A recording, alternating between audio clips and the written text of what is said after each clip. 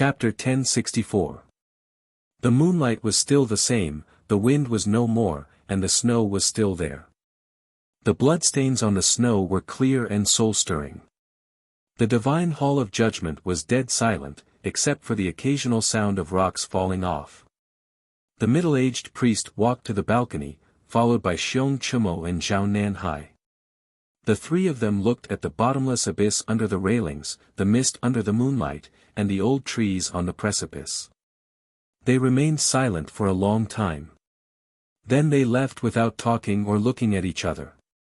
Ning Ke jumped, Haotian jumped, and so did Yi Hongyu tonight. Ning Ke and Haotian could survive, but she could not. Since death was the only ending, there was no need to care about it anymore. She was the great divine priest of judgment, and her death would cause a lot of trouble. Taoism had many things to deal with. Xiong Chumo had to start preparing to suppress the anger of the divine hall of judgment, Zhao Nanhai had to help stabilize the situation on Peach Mountain, and the middle-aged priest had to gather the will of Taoism.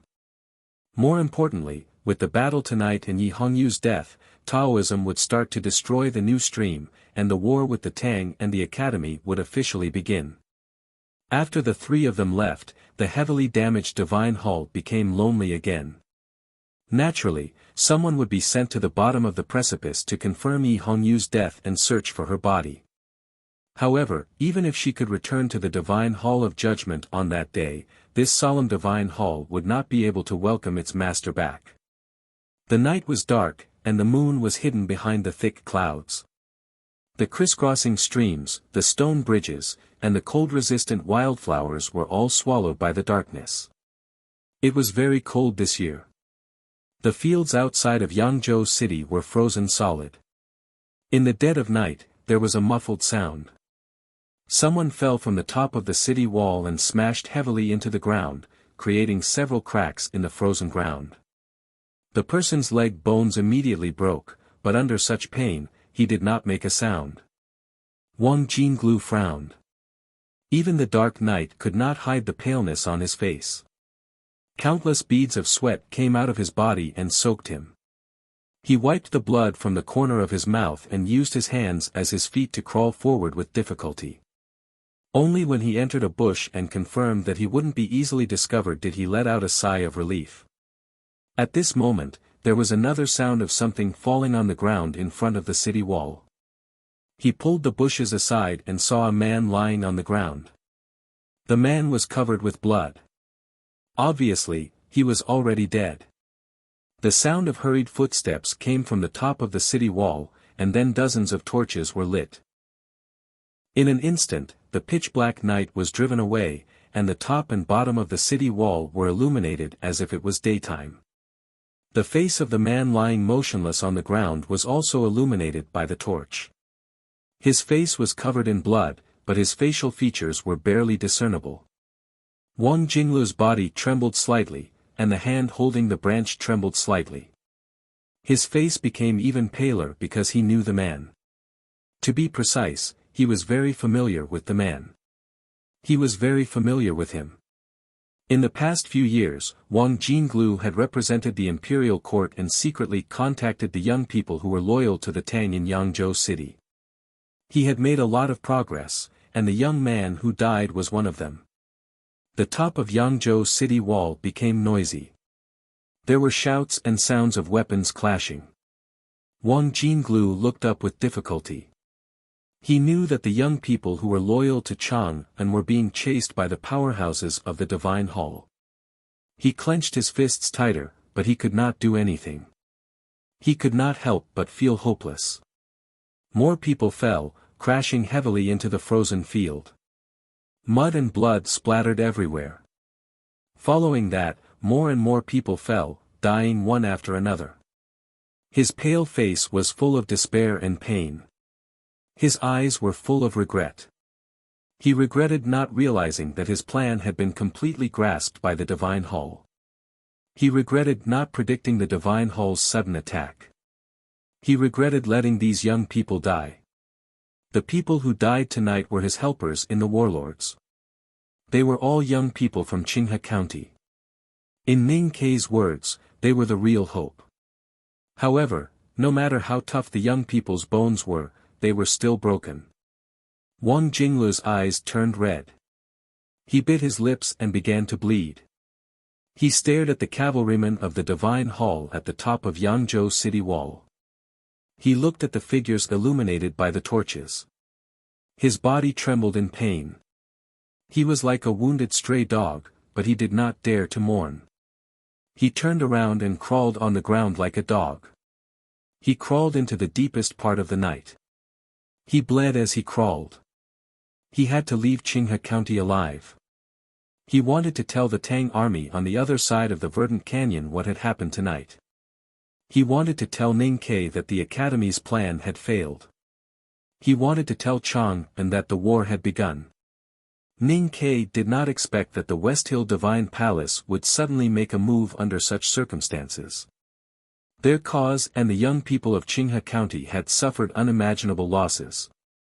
But, I will be back.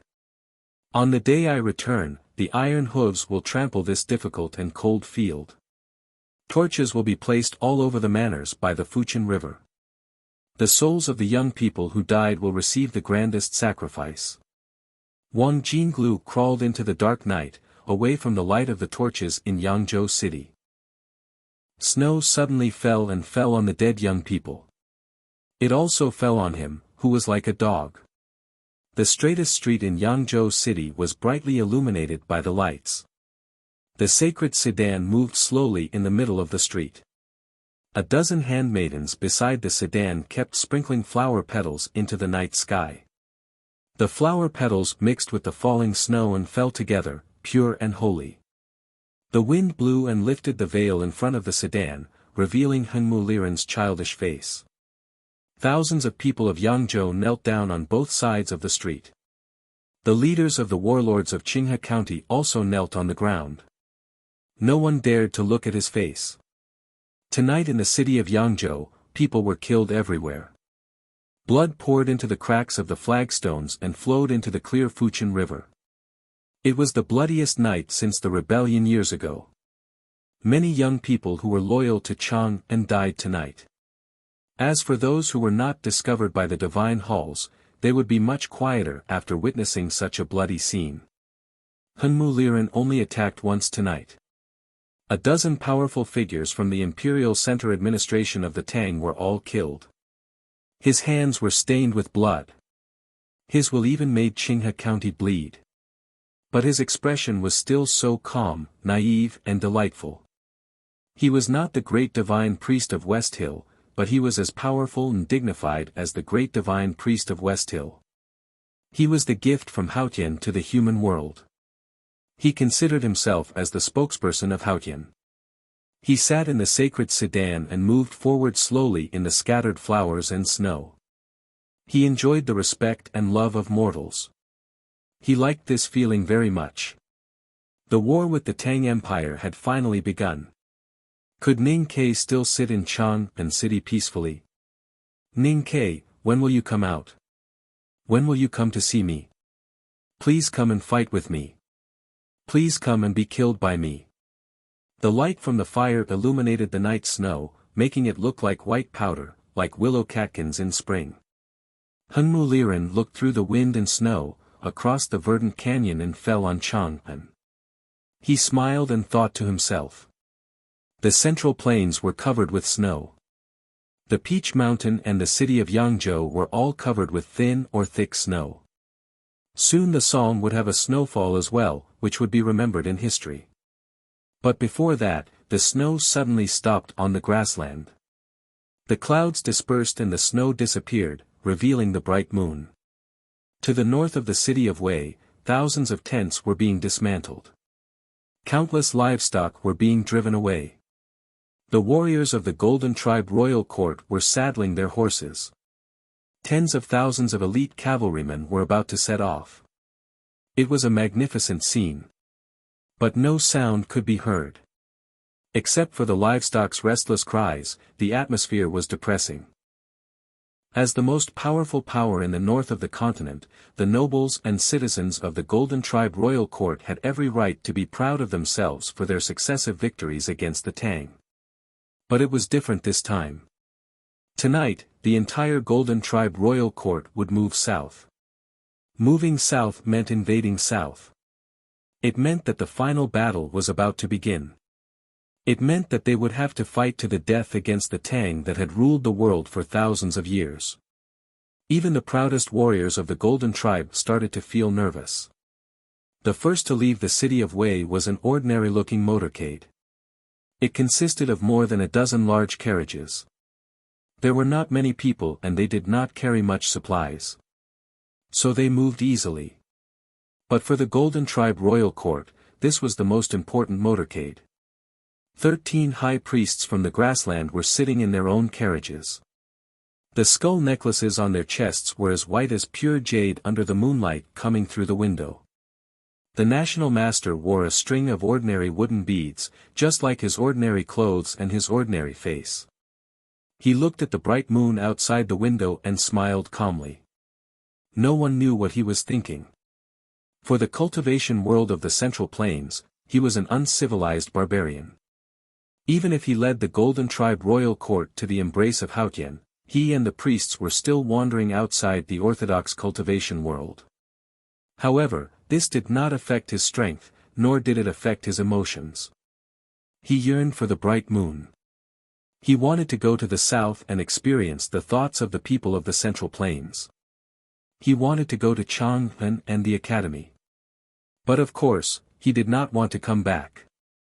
Young Ada was also looking at the moon.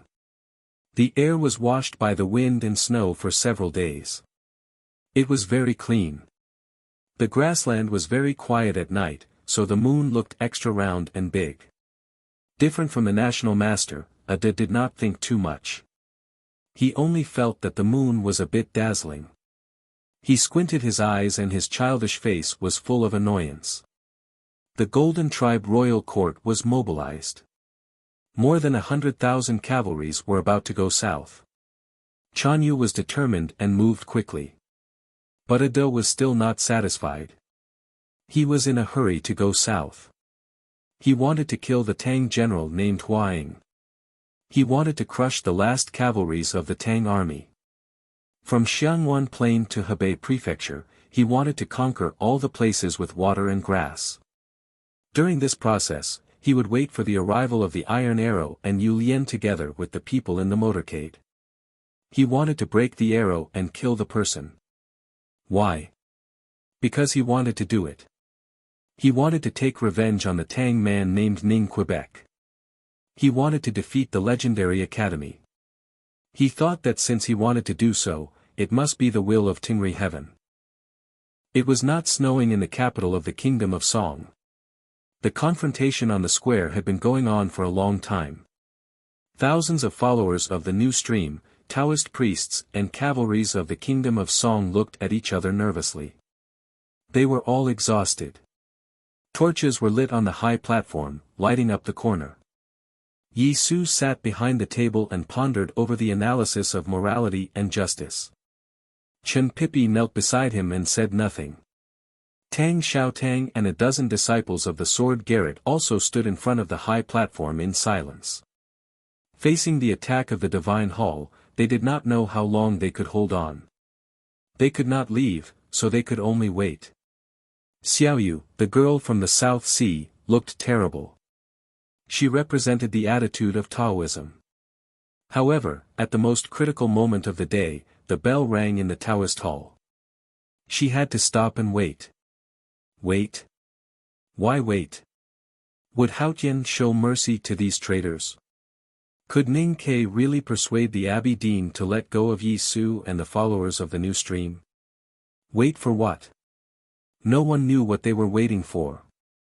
Were they waiting for the order to kill or the arrival of peace? Those who knew about the peace talks with the divine halls of West Hill also felt that it was too long to wait. Only Long Qing knew what the divine halls of West Hill were waiting for. They were not waiting for the Abbey Dean to be persuaded or not. They were not waiting for the final result of the peace talks. They were not waiting for Haotian's order. They were waiting for someone's death. In other words, the news of death. The news of Yi Hongyu's death. Her death was the beginning of the war. As long as the young great divine priest of judgment was alive, Taoism could not do anything to Yi Su. Long Qing knew it, but he did not care. Because he knew that it was inevitable. Whether it was tonight or tomorrow morning, her death would come. So he still chopped firewood as he did in the daytime. He picked up the branches and piled them in the middle of the yard. He piled them carefully as if he was making a delicate handicraft. Thousands of people were confronting each other outside the wall. He was piling firewood on the other side of the wall. Because he had plenty of time, he chopped a lot of firewood. Now he could even pile all the firewood wet with snow at the bottom and only put dry, flammable and perfectly shaped firewood on the top. The dry firewood had been piled up to a radius of dozens of feet. It was so dense that it looked like the tomb of a king. Or it could be the tomb of a sage. At the top of the dry firewood, there were 2 stakes inserted horizontally and vertically. They looked like a person or a cross. There was a rope hanging on the stakes. The rope and the stakes were used to tie people up. The firewood was used to burn people. Time passed slowly. The night was fading and the sky was getting brighter. On the other side of the wall, the chanting of the followers of the new stream could be heard. The orderly chanting could drive away fatigue and, more importantly, fear. Long Qing listened to the orderly chanting outside the wall and repeated it softly. The tone was very interesting, as if they were singing. He did not stop picking firewood. He looked serious and calm. The silver mask was tied around his waist. He did not wear it. The scar on his face did not fade. Strangely, the scar was no longer horrible and ugly. The gray eyes on his beautiful face were particularly charming. Listening to the chanting coming from outside the wall, Long Qing slowly repeated it. He placed the thin firewood on the pile and repeated these actions under the increasingly bright sky. Then, he suddenly stopped. We are the path, the truth, and the life. He raised his head and looked over the wall to the east. He did not know whether it was the sunrise or some other building. He murmured and repeated it thoughtfully. This was the capital of the Kingdom of Song. It was not famous on the mainland and could not be compared with Lincoln, let alone Chang'an. But this city was of great significance to Taoism. It was the oldest Taoist temple on the mainland and had the longest history. Many great divine priests had been dedicated to the divine halls of West Hill. The people in the Jishou Abbey had an inseparable relationship with this place. The Abbey Dean, Chen Mao, was also from this place. The Kingdom of Song was one of the origins of Taoism and the most conservative place. Yi Su chose this place to spread the new stream and make it the base camp of the new stream.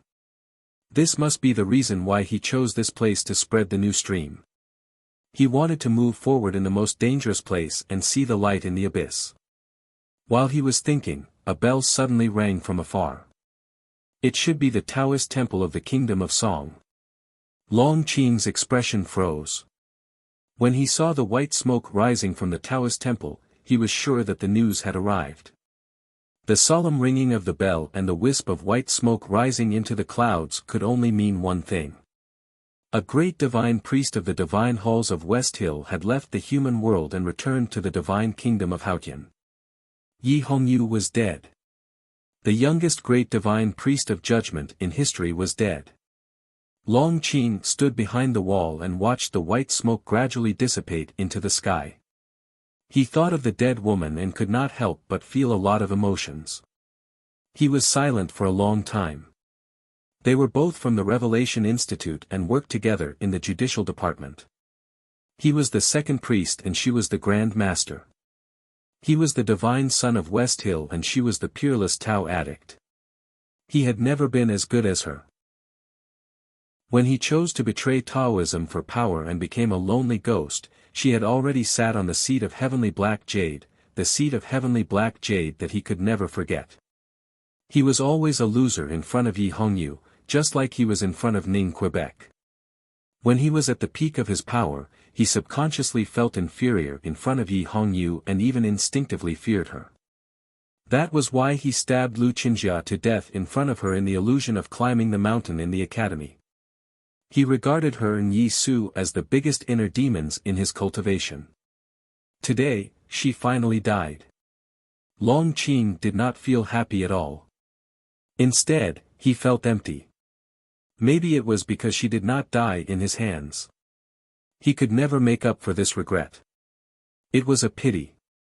Fortunately, Yi Su was still alive and he still had a chance to be burned to death by his own hands. The solemn bell rang from the Taoist temple to the square and into the ears of thousands of followers of the new stream and divine priests and deacons. It washed away their fatigue and tension and drew their attention to the Taoist temple. There was a white smoke rising from the temple. It was holy and pure. There was dead silence. As devout followers of Haotian, they knew what it meant. The followers of the new stream, the divine priests and deacons of the divine hall, and the cavalrymen of the imperial court of the kingdom of Song were all silent because of the white smoke. They could not get over the shock for a long time. If it were any other time, they would have knelt down in front of the white smoke to express their sorrow and nostalgia. But now, the white smoke was a signal of war. Xiaoyu raised the Taoist sword in her hand and pointed it at the people on the high platform. Behind her, dozens of Taoist powerhouses and more divine priests and deacons walked forward slowly. More and more cavalrymen of the kingdom of Song poured out from the streets and alleys around the square. The butcher's knife had been raised. The helpless followers of the new stream huddled together in fear and retreated backward. The threat of death woke them up from the shock brought by the white smoke. Yi Su sat behind the desk with his right hand on the scroll. He tilted his head and looked at the white smoke that had yet to dissipate. He was silent for a long time. The approaching enemies and the approaching death could not make him look away. His sister was dead because he was dead. In the past 10 years, he was harsh and even cruel to her because of Chen Pipi and the things that happened in the past. But she still treated him like she was when they were young. She was the one who treated him the best in the world. That person was gone. Yi Su was silent and speechless.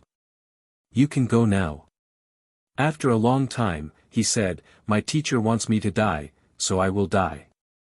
"You are alive. That's good." Yes, it was better to be alive than dead. Looking at the white smoke, he thought sadly. Chapter 1065. Chen Pipi knelt beside Yi Su and stared at the white smoke. He seemed to be in pain. For him, Yi Hongyu's death meant many things.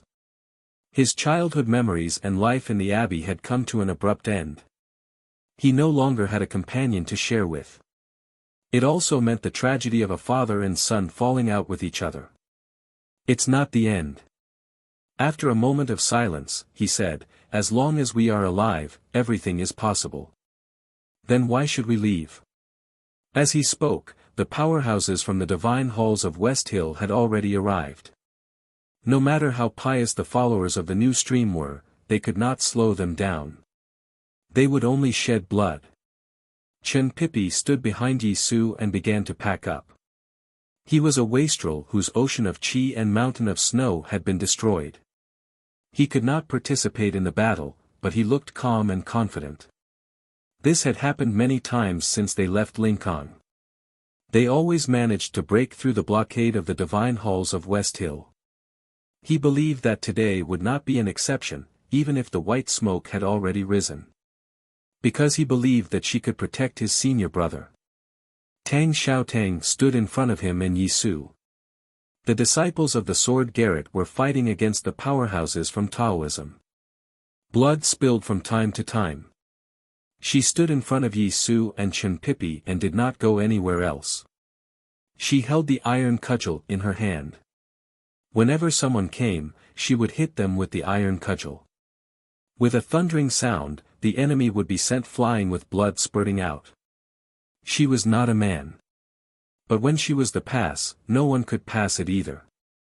Looking at the girl from the Devil's Doctrine who was wearing thin cotton clothes and had her hair tied up in ponytails like a young girl, Xiaoyu's eyes were filled with hostility. But more than that, she was shocked and puzzled.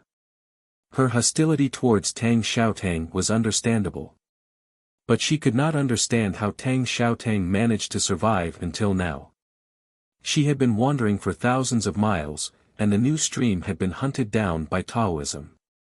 She only had one powerhouse to rely on, Tang Xiaotang. Where did all the wounds she had suffered go? How much power did she have in her small body? Tang Xiaotang was indeed exhausted. In the days after they left Lincoln, she led them to break through the 4 lines of defense of the Divine Halls of West Hill.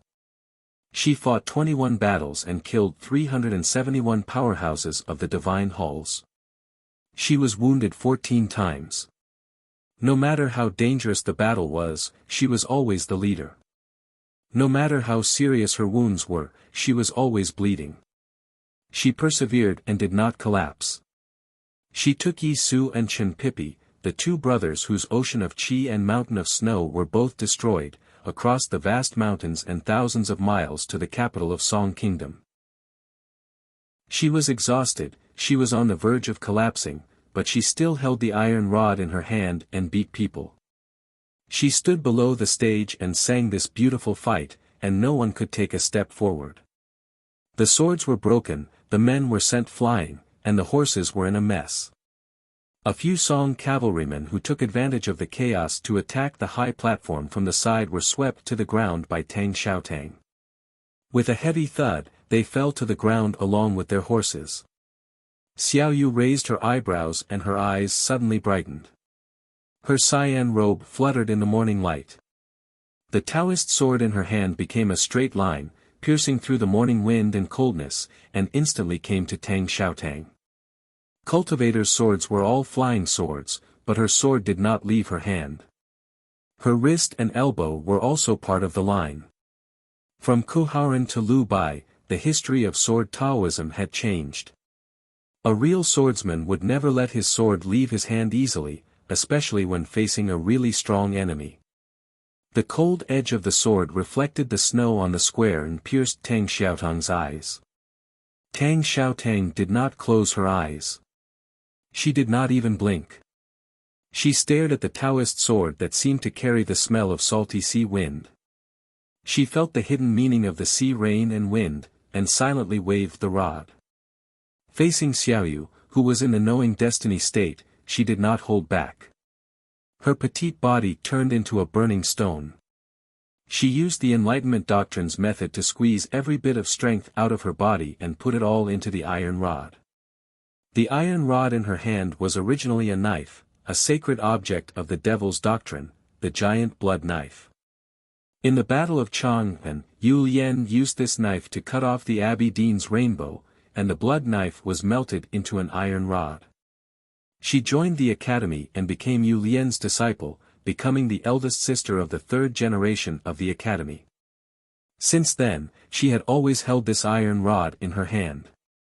Although it looked like an iron rod, it was still a knife in essence, and the knife intent was hidden in it. She once dug the heaven steps on the precipice of the back mountain, and smashed the chessboard. During the Right to Light, she once killed the cavalrymen of the Divine Halls of West Hill on the Peach Mountain, and no one dared to move. She also once cut cabbage in a shabby house. At this moment, she waved the iron rod with all her strength again.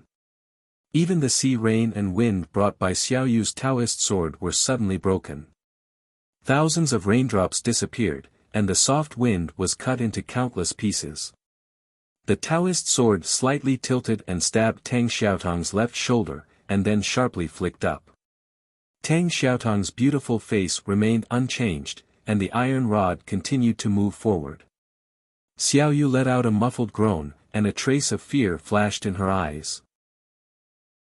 She quickly retreated, and the Taoist sword in her hand was bent out of shape.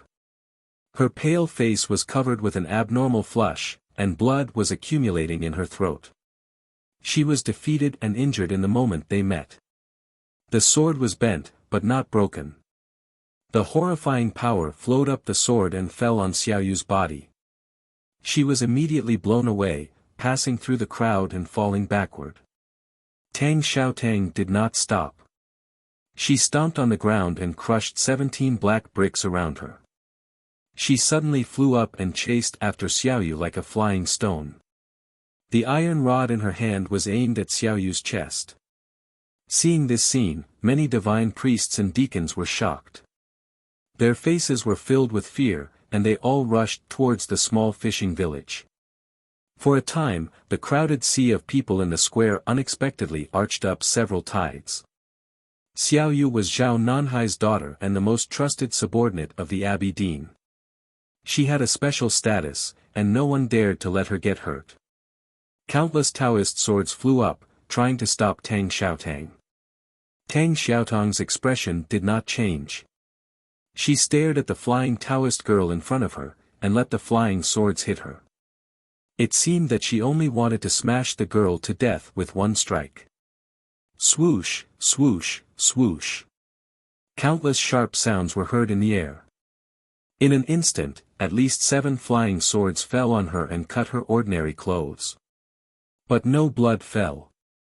As the saintess of the devil's doctrine, her body had been tempered by the qi of heaven and earth to be as hard as steel. No matter how sharp the Taoist swords were, they could only cut her skin and leave some light wounds. The sword intent entered her body and made her lips bleed, but it could not stop her.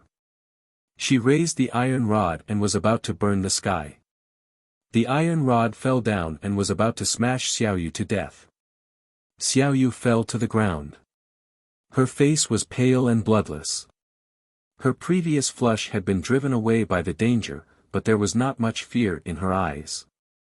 Tang Xiaotang looked calm. She seemed to have guessed that something else was about to happen. Indeed, something strange happened. A black peach blossom suddenly bloomed in the air above the square. The black peach blossom had no substance. It was formed purely by the qi of heaven and earth. It was extremely beautiful, but not charming. Instead, it was filled with killing intent. The black petals gave off a sense of annihilation, which made it look extremely powerful. The appearance of the black peach blossom attracted everyone's attention.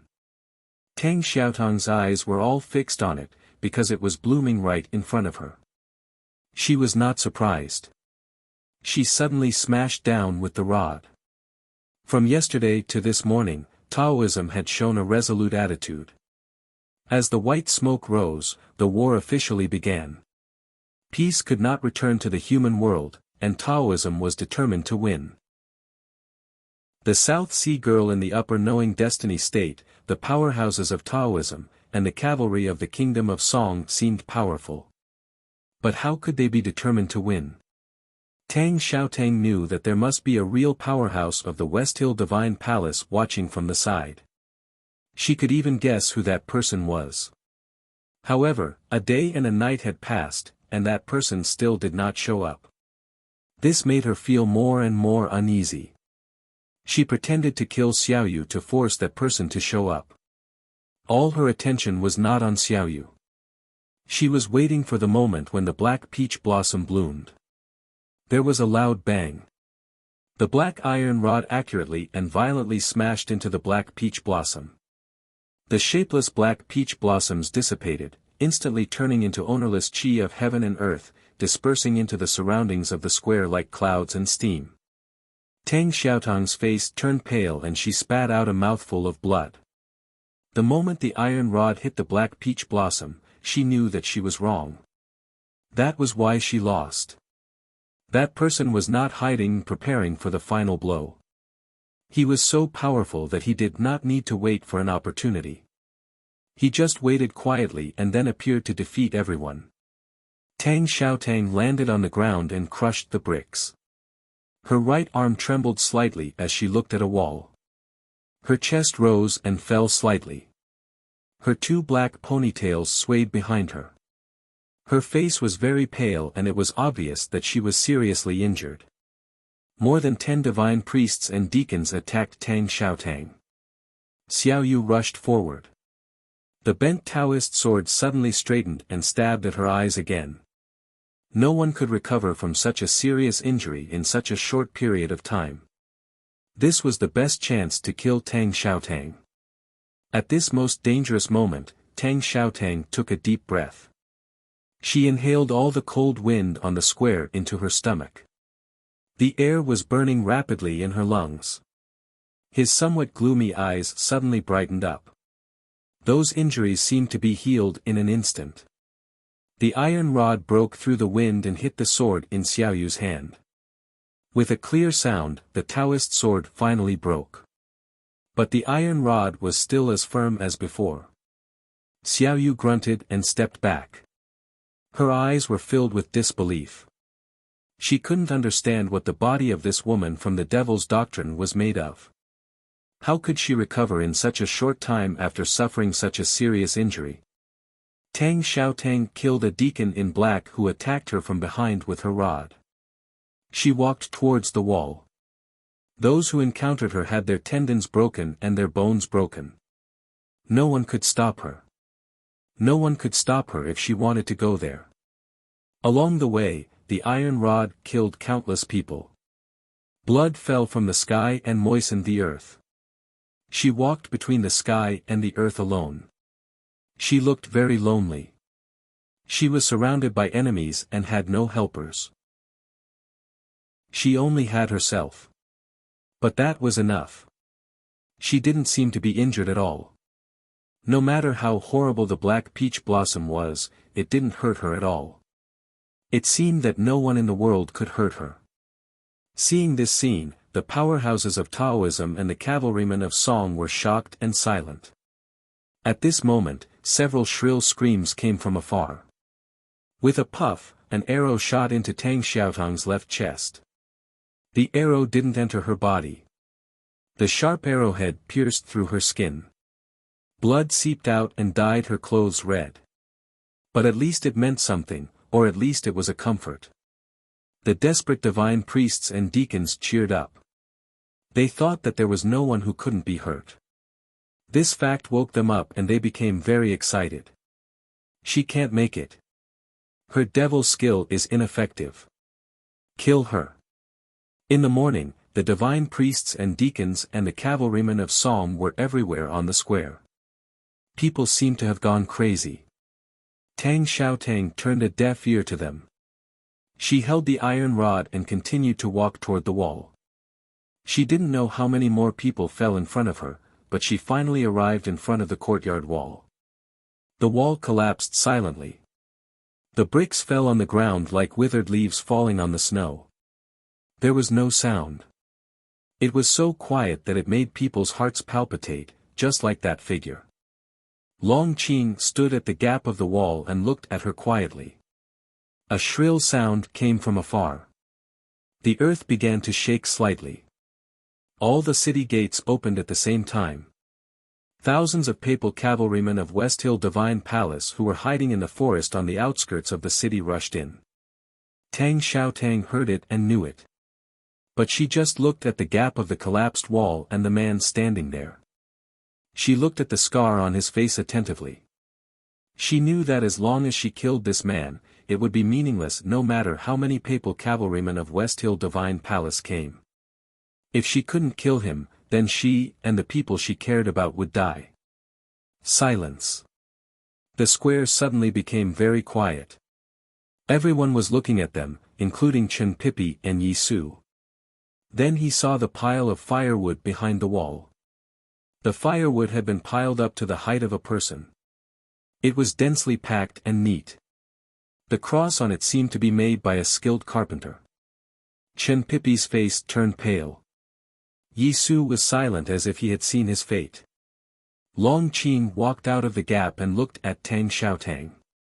He said, "You are stronger than I thought." Tang Xiaotang looked at him and said, "You are stronger than everyone thought." All of a sudden, a bright sword light flashed. A disciple of the sword Garrett recognized Long Qing. Thinking that it was this man who destroyed the sword Garrett and Lu Yiqing who was forced to death by this man and the powerhouses of Haotian Taoism, his blood surged and he quietly stabbed out with his sword. This sword was very decisive and carried the belief that he would die, so it was very powerful. Long Qing's expression did not change. He brushed his right hand across his chest. Like those people who performed magic in the fragrance workshop in Chang'an, a black peach blossom appeared in his hand. He held it in front of the sword light. This black peach blossom was not condensed by the qi of heaven and earth. It had a real shape and seemed to be made of cheap silk. The sword stabbed into the black peach blossom and the peach petals fell off. But the sword was like a flower that had been weathered by wind and frost. It was covered with rust as if it had been stored for thousands of years. The sword rusted and broke. The aura of the disciple of the sword Garrett suddenly weakened. His angry face was covered with many spots, as if he had aged a lot. He fell to the ground and died. Looking at this scene, Tang Xiaotong's eyes narrowed as cold as willow leaves. She found that Long Qing was not the same as before. The evil gray eyes cultivation method had reached the advanced level. Even without looking at each other, he could seize other cultivators' essence and cultivation. He was so powerful that it was terrifying. The peak of knowing destiny state did not mean much to Long Qing at this moment. Tang Xiaotong's expression was solemn, but she was still not afraid. Because she was also a powerhouse who could ignore the difference in cultivation states. As long as it was not beyond the 5 states, she could try to defeat him. Long Qing said expressionlessly, "Please." Tang Xiaotang took a breath and her chest rose high. She had inhaled half of the cold wind on the square. Now she inhaled all the remaining cold wind into her body, and even the snow clouds high in the sky seemed to be sucking them down. The air in her body burned and turned into endless power. She slightly bent her knees. Years ago in the back of the mountain of the academy, she was forced by Yu Lian to jump from the waterfall. Before jumping, she had to bend her knees. She jumped up. But this time, she did not jump down from the waterfall, but into the sky. With a bang, countless green bricks broke, and the ones in the middle had already been smashed into powder. Dust flew in front of the courtyard wall, and many people were blinded. Tang Xiaotang disappeared. No one knew where she went. Long Qing did not close his eyes. After the dust settled, he looked up at the sky. He knew that she had gone to the sky. He knew that she would not escape. So no matter how high she jumped, there would be a moment when she would fall back to the ground. So he stood where he was and waited calmly. He looked up at the sky and waited. Everyone in the field followed his gaze to the sky. The morning light shone from the east sea. The snow clouds were so white, and the occasionally exposed sky was so blue. Other than that, nothing else could be seen. No one was there. After a moment, a small black spot finally appeared in the sky. It was a figure. Suddenly, there was a sharp whistling sound in the sky. The sound traveled to the ground and shattered the glazed tiles in the palace of the Kingdom of Song. It silenced the ancient bell in the Taoist temple and startled countless sleeping birds in the forest. Many people heard the whistle and squatted down with their hands covering their ears in pain. The whistle was the sound of friction. It was the sound of something rubbing against the air at a high speed. That thing must be extremely hard. Otherwise, it would have been broken under such a terrible speed. It was hard to imagine that it was a human body. The black spot expanded rapidly. It was a figure. Tang Xiaotong's figure. Just like what her brother had done. Just like what her teacher had done. She jumped down from the sky. She raised the iron cudgel and smashed it at Long Qing's head with an unimaginable force. The force came from the distance between the sky and the earth. No one could ignore this distance, and no one should be able to ignore this force. When the sharp whistle reached its peak, Tang Xiaotang returned to the ground. She was like a meteorite, blasting at Long Qing, who was in front of the gap in the courtyard wall. Her leather boots had already begun to burn. With sparks, more than a dozen thin lines of fire were left in the air. The next moment, the sky and the earth met. The ground was twisted and deformed. Those green bricks cracked like a spider web, turning into countless small but powerful gravel under Long Qing's feet. With a shrill tearing sound, the gravel shot everywhere. An unknown winter tree beside the courtyard wall was instantly shot into sawdust, dancing in the wind. It feels really good to work hard these 2 days. Work is actually a good medicine. I should have understood this earlier. But it's not too late. Some people say that you will naturally have the manuscript at the end of the month. I can't help laughing. Are you a new reader? You haven't read my book before, right? You don't know that I haven't asked for a monthly ticket this year, do you? You don't know anything. Are you kidding me? Here I recommend a novel written by Jiang Yi Shuyu. The title of the book is, My Name is Yang Jiulang in the Land of Rebirth. The introduction is as follows: Yang Jiu, a modern gangster, pretended to be loyal in a gang fight, but unfortunately was mistakenly killed.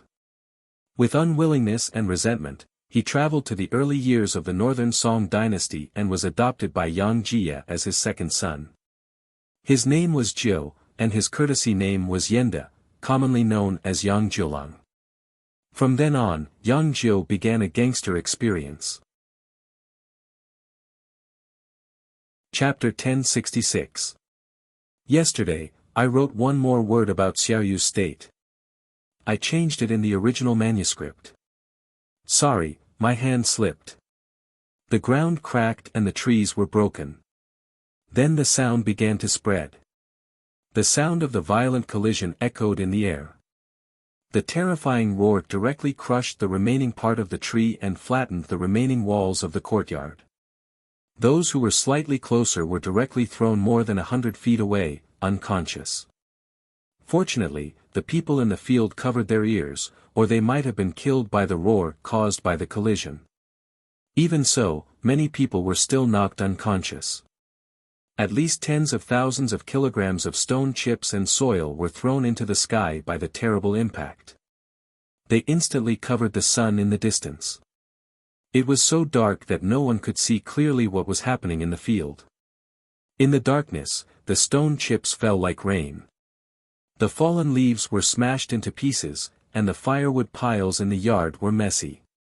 Some of the firewood fell into the well, like hundreds of frogs jumping into the water. After a long time, the stone rain gradually stopped, and the smoke and dust gradually settled. There was a pit in front of the yard wall. The bluestone ground was very hard. Below it was relatively soft soil, but in the deeper part was hard granite. At this time, there was a very deep pit. The smoke and dust gradually settled, and 2 figures gradually appeared at the bottom of the pit. Tang Xiaotang was holding the iron rod, which was a bit deformed. In front of the iron rod, there was a hand. It was a light gray hand that didn't seem to belong to a human. Long Qing was holding the rod with his hand. His face was pale, and his eyes were extremely gray. Blood oozed from the corner of his mouth. He was half kneeling at the bottom of the pit. He looked a bit embarrassed, but he didn't fall. Tang Xiaotang was also very pale. The iron rod, the sacred object of the devil's doctrine, had been deformed. Her wrist bones were directly shattered. Her right arm kept trembling, as if she would lose it the next moment. With a cracking sound, Long Qing slowly stood up. The lower hem of his Taoist robe was broken, and he was covered with dust. He looked at Tang Xiaotang and said, "You shouldn't be so strong." Tang Xiaotang did not speak. She tightly pursed her lips. Only by doing this could she prevent the blood that had accumulated in her chest and abdomen from spurting out. Only by doing this could she continue to hold on to the iron rod without revealing the truth of her weakness. Long Qing suddenly laughed. His teeth were full of blood, and he looked a little scary. His sword-like eyebrows were also raised, and his gray eyes were very beautiful, but also very strange. "But it doesn't matter how strong you are." Long Qing smiled and said, "Because I'm stronger. You can't even find someone stronger than me." Because, dear little girl, I'm no longer alone. His voice trembled slightly, not because of his injuries, but because he was excited, and even a little crazy. He felt that there were many voices in his body resonating with him. Many years ago, he refined medicine and cultivated in the Jisho Abbey. He stole the Sha hand scroll of the tomes of the arcane and learned the evil cultivation method Grey Eyes. Then he took the cultivation of the half-man Taoist and was reborn. After that, he betrayed Taoism and fled all the way. He sucked the cultivation methods of the powerhouses of Taoism until he reached the depths of the East Wilderness. He sucked the soul of many powerhouses of the left royal court and finally reached the upper state of knowing destiny.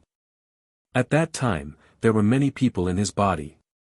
After that, he was accepted by Taoism again and returned to Peach Mountain. At that time, his state had begun to become unstable, as Yi Hongyu had predicted, and even showed signs of collapse.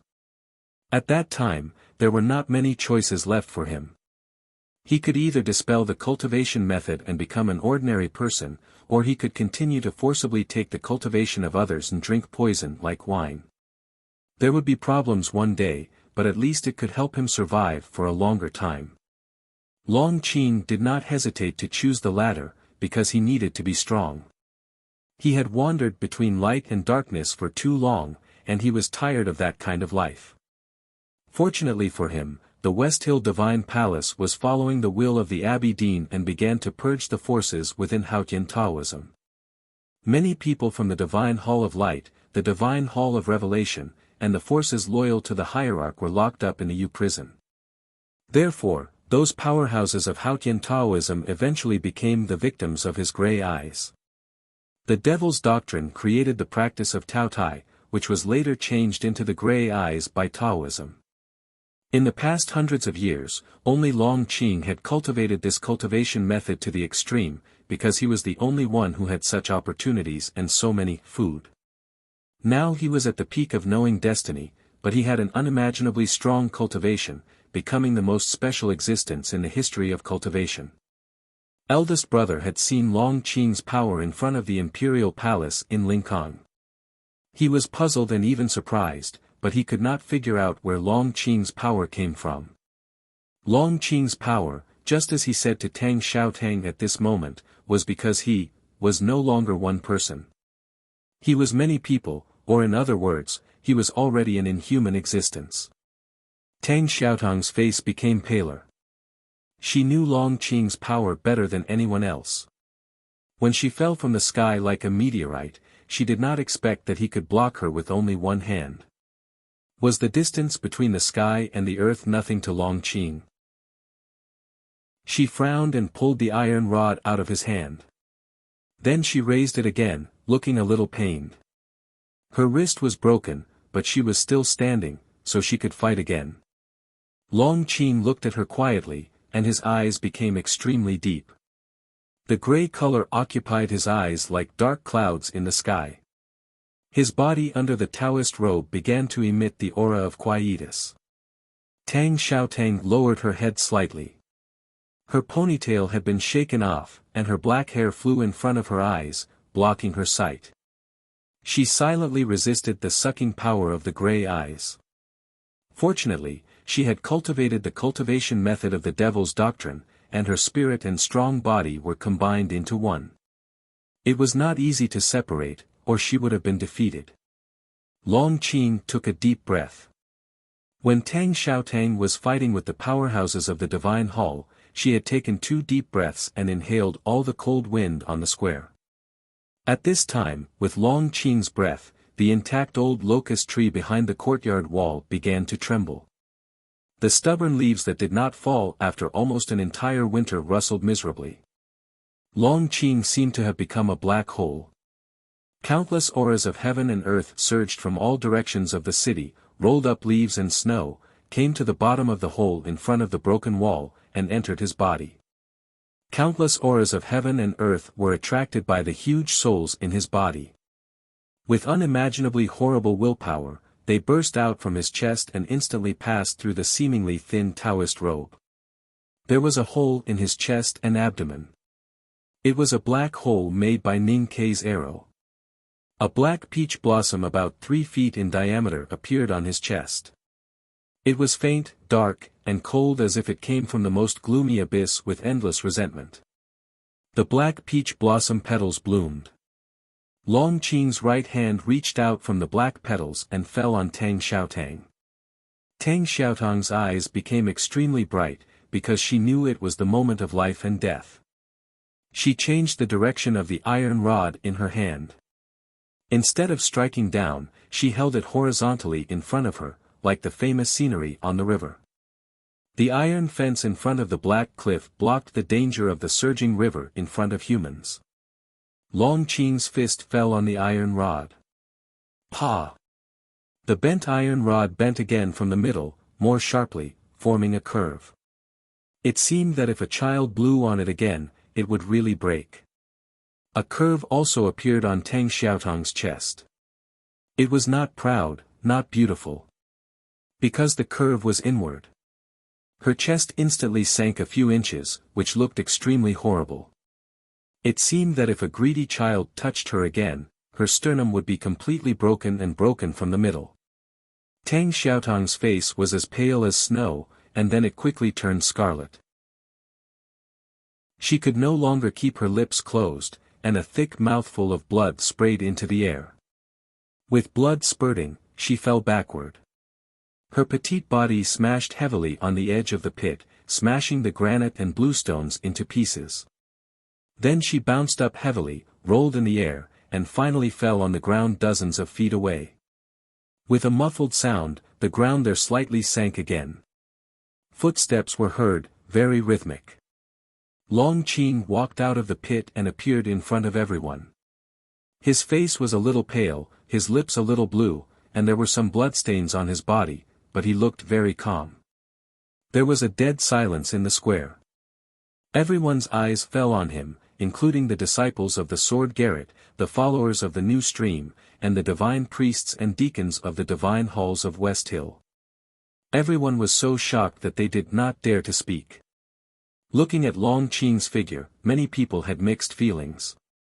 Many years ago, he was the most famous young genius in the cultivation world. However, no one expected that he would be defeated by Ning Kei in the academy entrance exam of the second floor of the academy. Since then, he had been defeated again and again, losing his former glory. In the end, he became one of the most common pitiful characters in stories, struggling in vain for survival and revenge. Even though Long Qing survived, and his state was even better than before, he returned to Taoism, and even became the last disciple of the Abbey Dean, he could no longer attract the attention of the cultivation world. If it were in the past, a young knowing destiny state cultivator like him would be great. But things were different now. Because Taoism still had Yi Hongyu, and especially after the spring rain, Haotian left some gifts for the human world. Taoism had Hengmu Liren, and a young barbarian named Ada on the grassland. Moreover, Ning Kei was always there, watching over the world from Chang'an. Compared to these people, he seemed so ordinary. Therefore, Long Qing was quiet and kept a low profile. Gradually, he was forgotten by the cultivation world. When he and Hengmu led the papal cavalrymen of the divine halls to wipe out the New Stream, people only paid attention to Hengmu, not Long Qing. Until today, when he appeared in the cultivation world again in the capital of the Kingdom of Song, lifted the falling sky with one hand, and bent the sacred relic of the devil's doctrine with another punch, people finally remembered his glorious past, and remembered that he used to be a genius far better than Ning Quebec. Only then did they realize how powerful he was. Yi Su was here, and this was the most important place for Taoism to wipe out the New Stream. Long Qing was in charge of this alone, which indicated his status in Taoism and their confidence in him. Just like what he told Tang Xiaotang. He was really powerful now. His state was very high, and his psyche power was unprecedentedly powerful. His body contained the consciousness of a powerful cultivator. He could be a devil, or a god. Long Qing walked dozens of feet away. He looked calm, but in people's eyes, he was like a devil. Then, the crowd exclaimed. Because they saw something that they thought was impossible. Tang Xiaotang was trying to stand up again. She put her hands on the ground, and her fingers dug deep into the soil. Her hair was wet with blood and sweat, and it swayed weakly and tiredly in front of her forehead. Her body was trembling in pain. She was seriously injured, and she was exhausted. But she wanted to stand up, and she still wanted to fight. So she stood up again. Just like the dozens of battles in the past days, she fell down, stood up, fell down, and stood up again. No matter how many times she fell down, she would always stand up in the end, as if no one could really knock her down. Even Long Qing, who was as powerful as a devil, couldn't do it. Long Qing's expression changed slightly. He knew that Tang Xiaotang was seriously injured. Even if she cultivated in the devil's doctrine, and her body was as hard as steel, she should not be able to stand up again after such a serious injury. Thinking of Tang Xiaotang's recovery ability in the previous battle, and her strength was beyond the calculation of Taoism, he couldn't help but frown and start to think. When he walked to Tang Xiaotang, she was no longer panting in pain, and the injury on her chest was much better. It was only 100 steps away, but she seemed to have regained the ability to fight. This was not something that could be done by human beings. The arcane tome of the sand had always been with Long Qing, which recorded all the cultivation methods in the world. He was very clear that there was no cultivation method that could do this. This could only be a miracle. I see. Long Qing looked at her and said with emotion, "Is this a gift from Haotian?" When he said this, he looked a little lost and a little sentimental. Because in the first half of his life, he had been getting closer to Haotian, whether it was light or darkness. However, today, he found that he was getting farther and farther away from Haotian. On the contrary, the enemy standing opposite him, the enemy of Taoism, was favored by Haotian. How could he not be lost? However, after the loss, he began to feel sad and self-deprecating, but also more determined. Because what the Abbé Dean and the others were doing was getting farther and farther away from Haotian. Tang Xiaotang didn't say anything. Her silence was an admission. Back in the shabby alley in Linкang City, Sang Sang said that she would grant her immortality. She did not take it seriously. Although it was Haotian, she still thought it was a joke that Haotian played on ordinary people. At that time, only a few years had passed, and there was not enough time to prove whether she could really live forever. However, in the continuous battles, some things that happened seemed to have proved that what Sang Sang said at that time was not a joke, but a real power. In those continuous battles, she suffered many injuries. At the same time, she discovered that her body seemed to have established some kind of magical connection with the qi of heaven and earth. The power that she lost could be quickly replenished. No matter how serious her injuries were, she could recover in an extremely short period of time. Death always liked to brush past her. Perhaps, this was the meaning of immortality. Of course, although she had a miracle, she was not a god, but just an ordinary person. She could not be really immortal. It was just that death had become a lot more distant to her. To put it another way, she was much stronger now. It was also because of this that she could protect Yi Su and Chen Pipi, the two poor people whose ocean of qi and mountain of snow had both been destroyed, through thousands of mountains and rivers to this place. It was also because of this that she could still fight against Long Qing, who was as powerful as a devil. Although she was seriously injured, she did not die on the spot. She even recovered quickly and could barely fight again. It feels good to be protected by Haotian. Long Qing looked at her quietly, as if he did not care that she was recovering quickly. He said, "Unfortunately, Haotian cannot protect you all the time. So you are destined to die today." Tang Xiaotang said, "At least for now, I am still alive." Long Qing smiled slightly. The scar on his face was a little twisted, and his gray eyes revealed a hint of mockery. He said, "I think you should have discovered that your recovery speed is not as fast as it was at the beginning." Tang Xiaotang was silent again, because Long Qing was right. What did it prove? That Haotian would no longer protect the people she had promised to protect. Why? When Haotian cannot even protect herself, how can she protect you? There was a joy in Long Qing's voice that he did not even notice. Tang Xiaotang thought about it and said, I don't care. Yes, she didn't need to care. She had grown up in the depths of the wilderness. She was clean and simple, and she practiced hard without stopping. Before she heard the words, I'll grant you eternal life, she didn't have any fortuitous encounters. She didn't pick up any secret manuals, and she didn't take any heavenly power pills. Among the younger generation of cultivators, she had the worst luck, but she still became strong. Before the words, she was herself. Without the words, she was still herself. She was still the little girl in animal skin who did not know the meaning of failure. So why should she care? She exerted strength in her arms and straightened the bent iron stick. Because of this movement, she felt a sharp pain in her chest and coughed up 2 mouthfuls of blood. However, she grasped the iron stick again and pointed it forward. Long Qing looked at her and said with a smile, people of the devil's doctrine are really crazy. There were many lunatics in the devil's doctrine who wanted to destroy the world. Tang Xiaotang was not that kind of person, but she often went crazy in the battle, such as a few days ago and today. Tang Xiaotang took a step forward, and her face became paler. The iron stick broke the wind and fell down. It was like the mountain abandoned by Haotian was still safe in the world. She, who was no longer protected by Haotian, still faced the enemy silently and resolutely. Long Qing's expression suddenly became serious. His Taoist robe fluttered in the cold morning wind, leaving many residual shadows. In just a moment, he did not know how many times he had attacked. A dull crash sounded, and countless cracks appeared on the neatly cut bluestone in the square.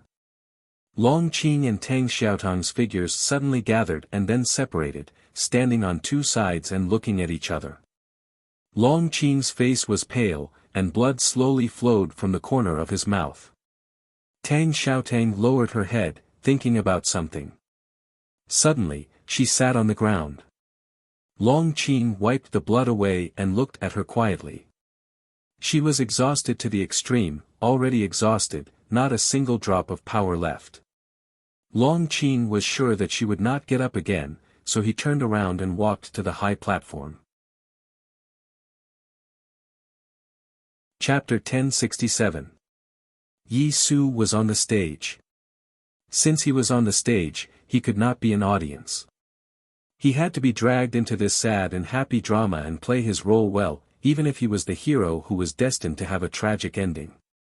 The disciples of the sword Garrett stood in front of the stage. They were all injured. But as long as they could stand, they would not let go of the swords in their hands and defend the area in front of them. For example, the sage of sword Lu Bai and Lu Yiqing, the area in front of them was their territory. The South Jin Kingdom had been completely occupied by the divine halls of West Hill, so the area in front of them was their last homeland. Long Qing knew that they would not give way. He slowly raised his right hand with a black peach blossom between his fingers. He glanced at them with his dark eyes. These men from the South Jin Kingdom had perfectly fulfilled the promise made by their sect. They fought to the last moment and did not let anyone get close to Yi Su before they all stopped breathing. They knew that death was coming, but they were fearless. Lu Bai once stabbed Haotian with his sword on the Peach Mountain. They were Lu Bai's disciples and grand disciples. They inherited the sword style and never forgot the surging Yellow River. Therefore, there was nothing to be afraid of, no matter Haotian's divine kingdom or Yama's abyss. Death did not come immediately. Chen Pipi walked out from behind Yi Su and walked to the disciples of the sword Garrett. He looked at Long Qing and said, "Do you want to destroy Taoism?" Long Qing looked at the gradually brightening sky and kept silent for a long time. Then he said, "You should know that this is the Master's will. I am just carrying it out." Chen Pipi's question was a bit random, and Long Qing's answer was also a bit strange. It seemed that he agreed with what Chen Pipi said. The war to destroy the new stream was the beginning of the destruction of Taoism. In fact, to understand the conversation, one only needed to think about why Taoism could tolerate Yi Su preaching in the human world for so many years and why they did not decide to kill him until now. Yi Su used to be a world wayfarer of Taoism, but now he was the most important and indispensable figure of the new stream. But he also had another identity: he was Yi Hongyu's most respected elder brother.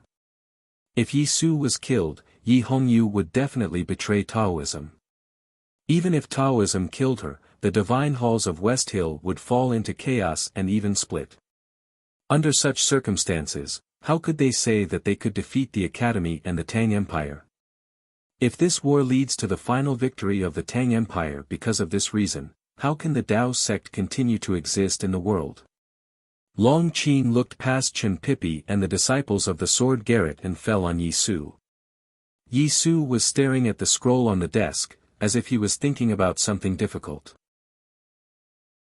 The day he wrote the doctrine of the new stream, the foundation of Taoism was destroyed by him. Taoism, which no longer needed to believe in Haotian, was too attractive to those stupid humans. No one could reverse this trend, so he had to die. Taoism split. The levee has collapsed, and the flood is overflowing. Are you still stingy with digging soil to fill the levee? Long Qing paused for a moment and looked at the dissipating white smoke from the Taoism temple in the distance. He said expressionlessly, "Not to mention that she is already dead.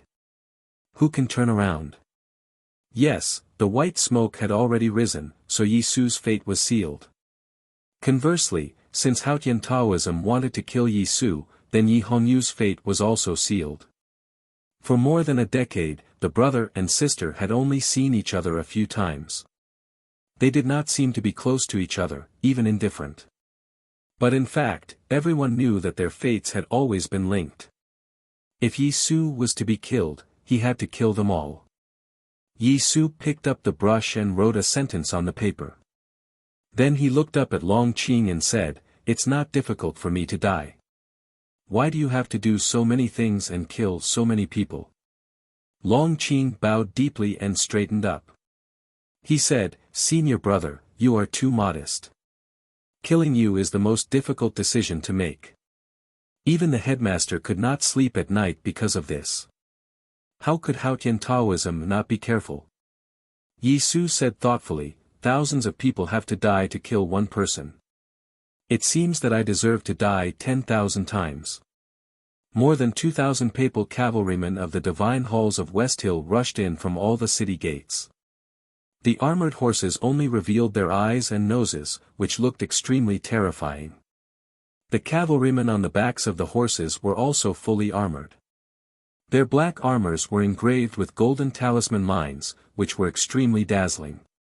According to the tradition of Haotian Taoism, or in other words, the tacit agreement between Haotian Taoism and the Tang Empire, the total number of papal cavalrymen of the divine halls of West Hill should not exceed a fixed number. However, after the last war against the Tang Empire, the tradition was no longer applicable. The divine halls of West Hill had greatly expanded their army with the gold and silver resources offered by the kingdoms in the human world. Now the total number of papal cavalrymen had exceeded 20,000, which was enough to compete with the armored cavalrymen of the Tang Empire. 2,000 papal cavalrymen followed Hunmu Liren to the north to Qinghe Prefecture and were suppressing the rebels who were loyal to the Tang Empire in the city of Yangzhou. Meanwhile, the other 2,000 papal cavalrymen went straight to the Song Empire from Peach Mountain and secretly followed Long Qing to suppress the followers of the new stream. Using such a powerful military force to deal with thousands of defenseless followers of the new stream and a small number of disciples of the Sword Garret was like killing a chicken with a butcher's knife.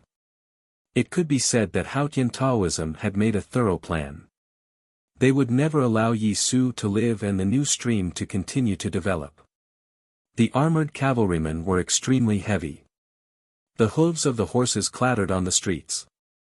When the 2,000 cavalrymen moved forward at the same time, the clattering of the hooves became a thunderstorm. The papal cavalrymen galloped at a high speed with a cold expression.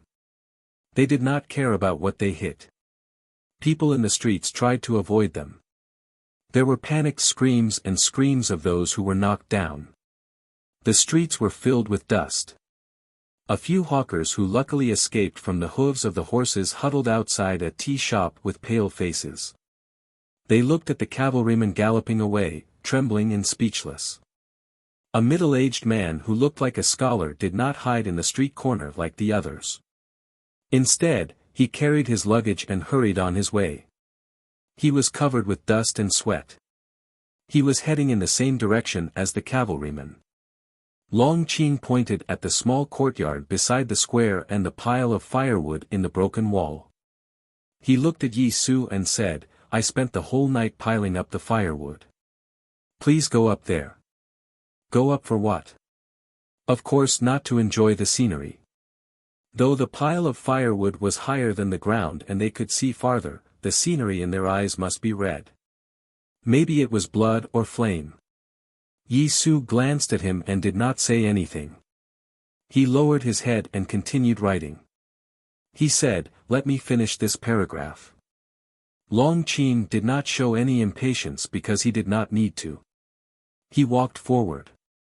If he waited a little longer, it might become a legendary story in the history of religions. But he did not care about ruining the beauty.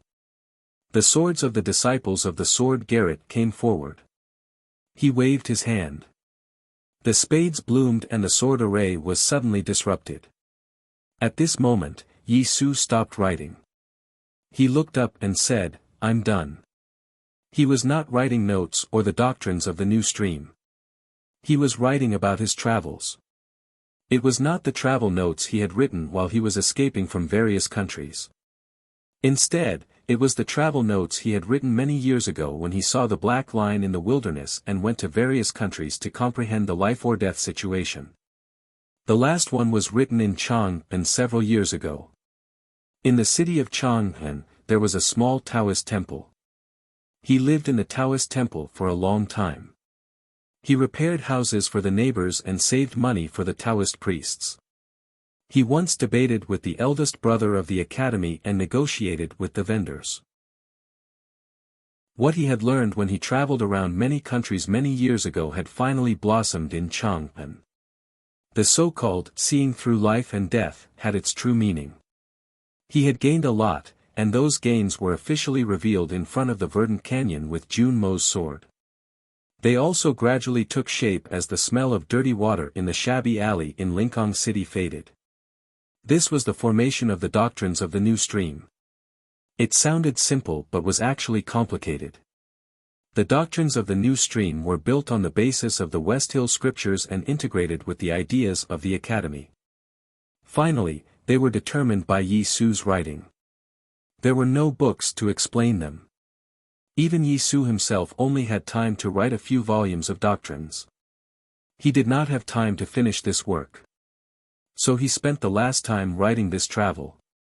This travel had a total of 5,041 words. It was only a description without any comments. It only wrote about what he saw and heard. There was only compassion and self-improvement. There was no begging or yearning for the afterlife. It was simple yet not simple. This travelogue only talked about one thing, being alive. What was faith? What was the meaning of the believer's faith? Those were the things that needed to be explained by the doctrines. That was the job of the followers. What Yi Su wanted to talk about was just being alive.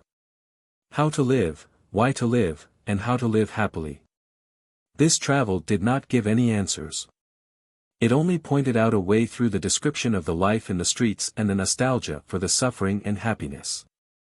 To live happily, one must have faith, faith in oneself. What belonged to oneself, the divine hall to the divine hall, the human world to the human world, and Haotian to Haotian. This was the truth, or the way, that Yi Su wanted to tell his believers. At this time, he finally finished writing this travel note. He placed the brush on the table and blew a few mouthfuls of air at the ink that had yet to dry on the paper.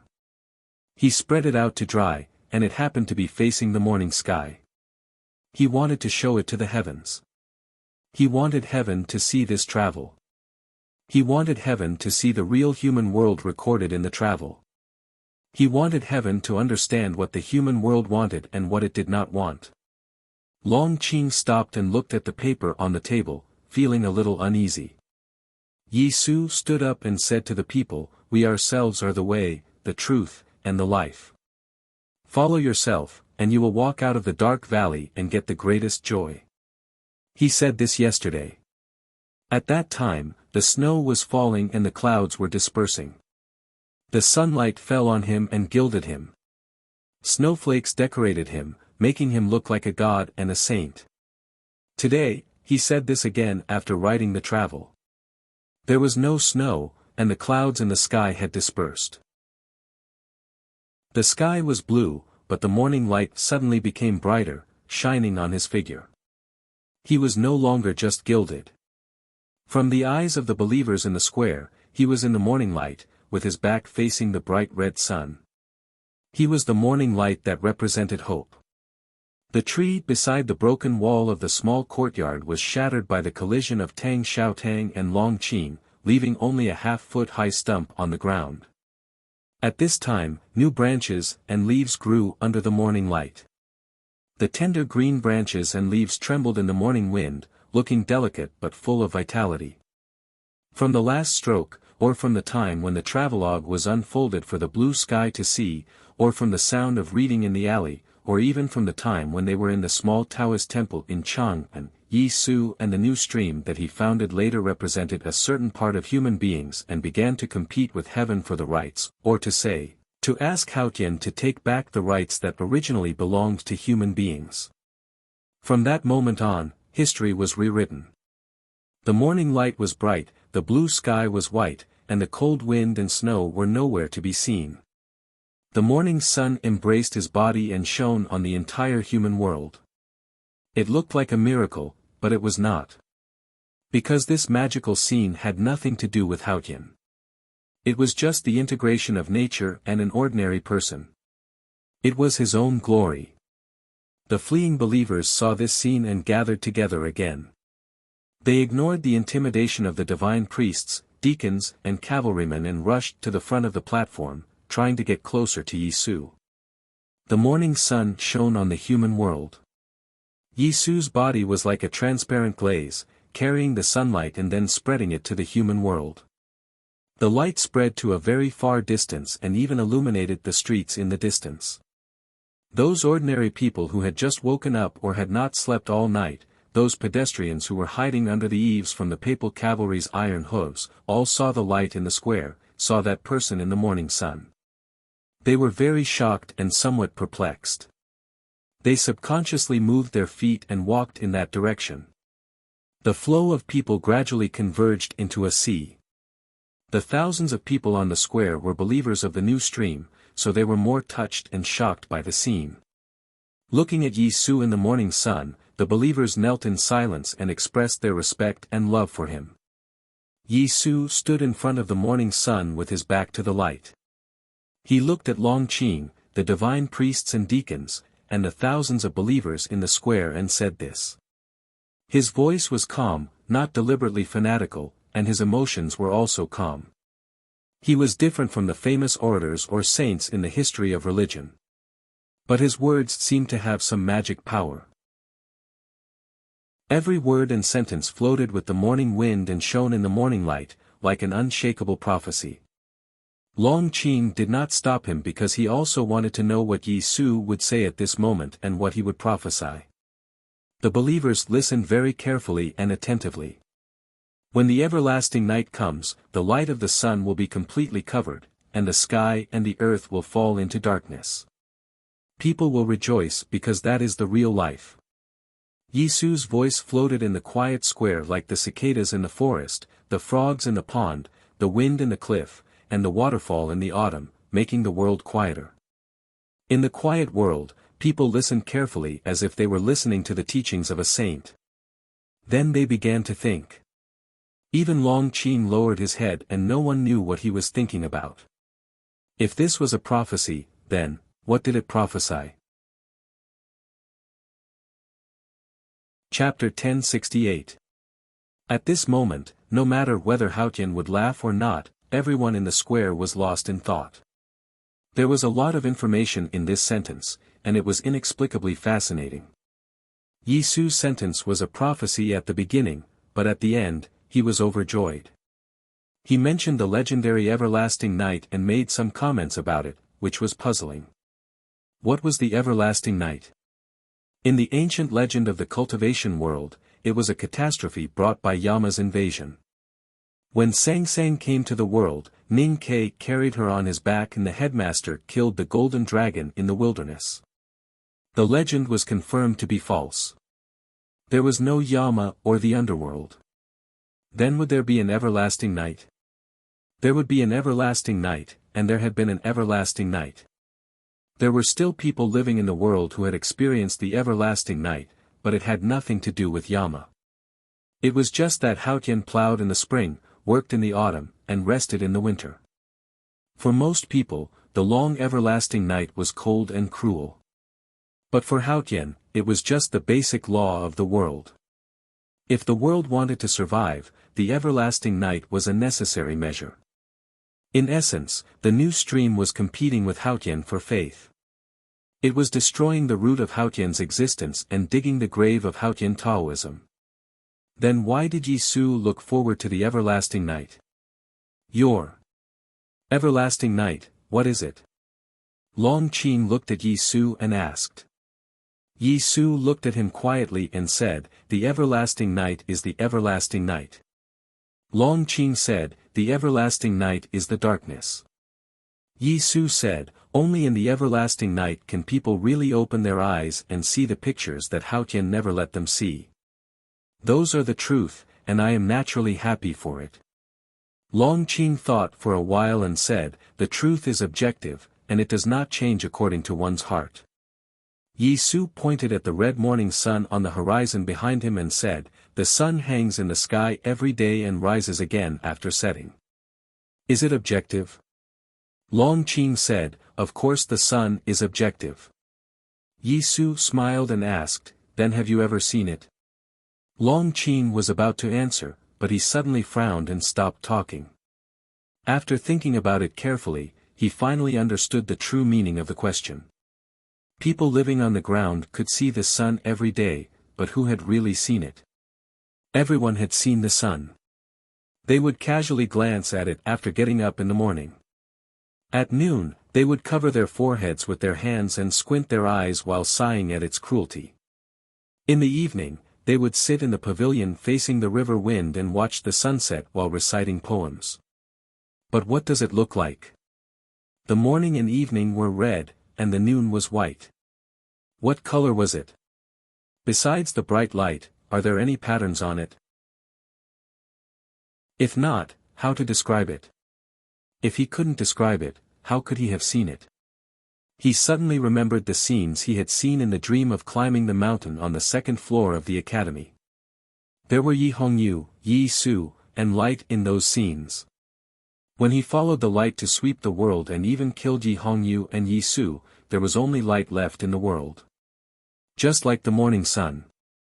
Absolute light was absolute darkness. He had realized this when he was in the illusion. That was why he put his last bit of courage into the dark world in the north in the wilderness. What about the sun? Where was Haotian? Yes, it was actually the same principle. If it was too bright and too dazzling, one would not be able to look at it directly. If one could not see the details, one would not be able to see the whole picture. There was no truth. Just as Yi Su had said, humans would only be able to see the truth on the day when the everlasting night arrived and the sun was extinguished. Long Qing understood what Yi Su meant, but he did not understand the meaning of this prophecy. He squinted and looked at the morning sun on the horizon. After a moment of silence, he shook his head. He did not need to think too much about meaningless things. What he needed to do now was to kill Yi Su. It did not matter whether it was the prophecy of a sage or the nonsense of a lunatic. You will die soon. Even if that day comes, you will not be able to see what the sun looks like.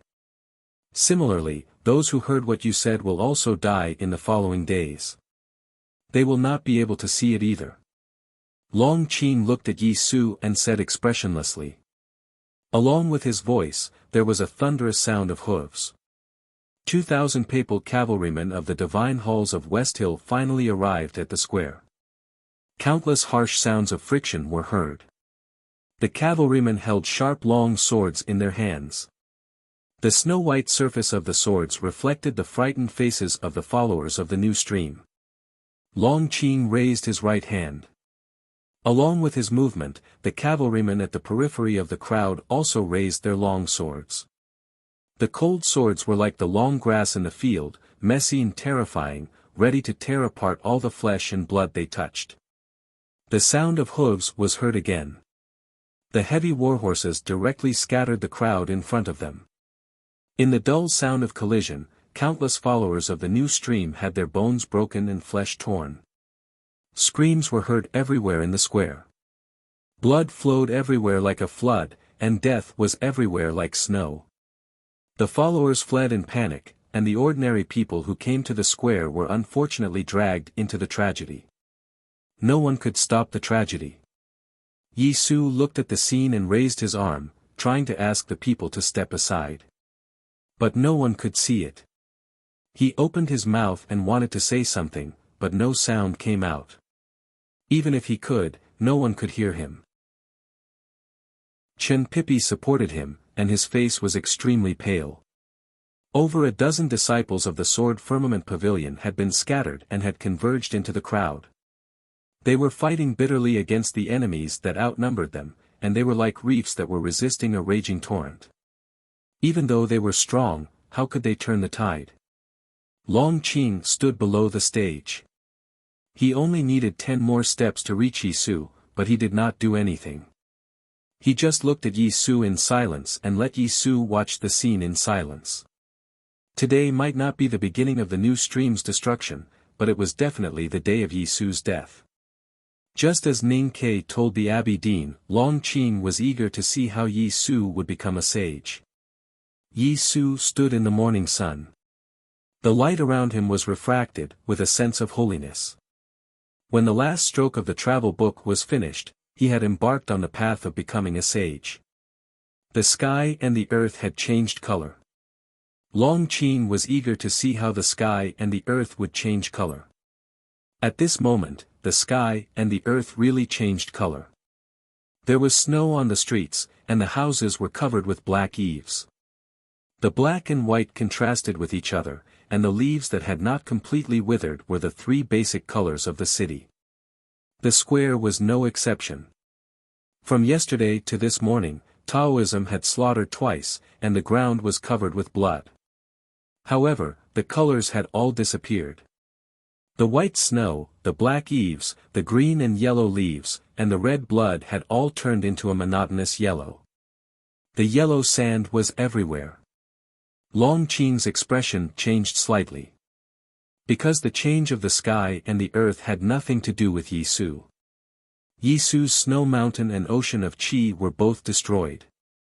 The sage's intention was in the end of the writing and the doctrine of the new stream. It could not affect the real battle. It was another force that turned the snow, the eaves, the trees, and the blood into yellow sand. That's all for today. There seems to be some problems in the later part of the writing. I need to revise it carefully. Also, I need to rewrite the following lines and try to make it tighter. Chapter 1069. No one noticed that when the papal cavalrymen of the divine halls of West Hill rushed into the square, a middle-aged scholar also came to the field and quietly approached the high platform. The middle-aged scholar was dressed in ordinary clothes and was covered with sweat. He came to the front of the platform and untied the package as fast as he could. Then he took out a wooden plate from it. The wooden plate was made of some kind of wood. The grain was very delicate and gave people a wonderful feeling of gold and stone. There was a thin layer of yellow sand in the plate. It was a sand table. The most famous sand table in the cultivation world, the river and mountain sandbox. When the river and mountain sandbox appeared, the whole world entered the river and mountain sandbox. The thin layer of yellow sand danced in the air and then fell down, painting the world yellow. Then, everything turned into yellow sand. The hard bluestone ground turned into a soft desert. The war horses that were sprinting at high speed screamed and fell heavily to the ground. Their forehooves were broken miserably. The cavalryman of Divine Hall on the back of the horse directly fainted. In a very short time, hundreds of cavalrymen of the Divine Halls fell off their horses. On the contrary, the followers of the new stream who were hiding in fear were not hurt by the yellow sand. Sometimes the yellow sand was like water. Because of its softness, it was stronger than the strong and pitted the weak. Long Qing's feet were also stuck in the yellow sand. He could clearly feel the sucking power coming from the bottom of the sand. His expression became very serious. He lifted his right foot with great difficulty and wanted to take a step forward. Suddenly, the wind swept the yellow sand and stopped in front of him. His sight crossed the flying yellow sand and fell on the middle-aged scholar on the side of the platform. Chen Pipi looked at the middle-aged scholar and exclaimed, "Fourth brother."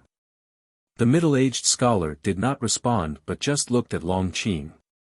Long Qing frowned slightly. Today, he was ordered to kill Yi Su and slaughter the new stream. He guessed that the academy might be prepared, but he did not expect that it was not the Iron Arrow or Mr. First, but this person. Fan Yu, Mr. Fourth of the academy.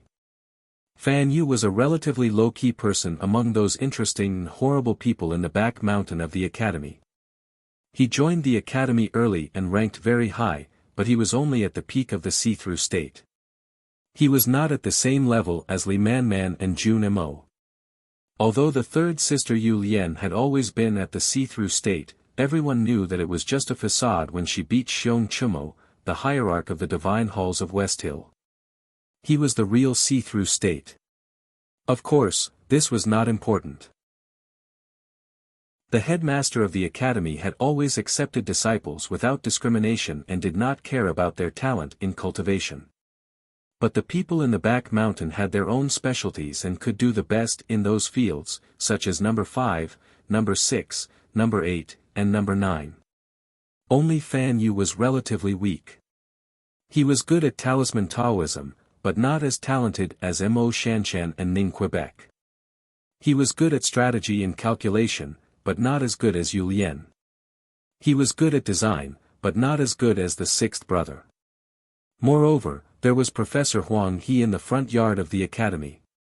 In recent years, the back mountain of the academy was gradually revealed to the world, but he was still inconspicuous and did not have many amazing performances. Only his peers in the back mountain of the academy knew that he was very important. The strategies of the academy and even the Tang Empire were all calculated by Yu Lian, Ning Ke, and him. Besides, he owned the most precious celestial device in the cultivation world, which was the river and mountain sandbox. Before the verdant canyon, it was with the help of the river and mountain sandbox that the academy could avoid the Abbey Dean's sword. He tried his best to trap the sword and gave Jun Mo the chance to show his power. It was not hard to imagine how powerful the river and mountain sandbox was since it could trap the Abbey Dean's sword. Today, he came with the river and mountain sandbox. In fact, he was not supposed to be here.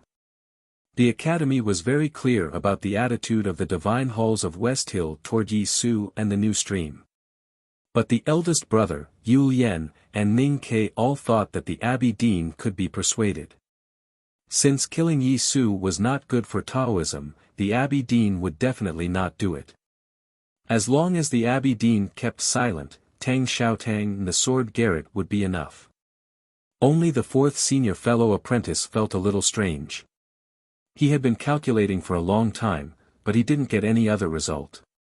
However, he still felt a strong sense of uneasiness. He thought that the judgment of his senior brothers, senior sisters, and junior fellow apprentice was wrong, but he couldn't find any evidence. Therefore, he came here by himself. He packed his luggage, left the back mountain, and traveled thousands of miles with the river and mountain sandbox to save Yi Su's life. This was the real style of the academy. They could unite as one, but they also had to be different. They had to be responsible for their sect, but they had to be responsible for themselves first. They had to have no regrets. The fourth brother finally arrived. Although it was difficult for him to change the situation, he could represent the academy and do what it should do. It was good enough that there was no need for regrets. He raised the river and mountain sandbox and poured all his psyche power into it. In an instant, his snow mountain and ocean of chi showed signs of drying up. His face became extremely pale and even seemed to be a little thinner. There was yellow sand in the river and mountain sandbox, but also rivers and mountains.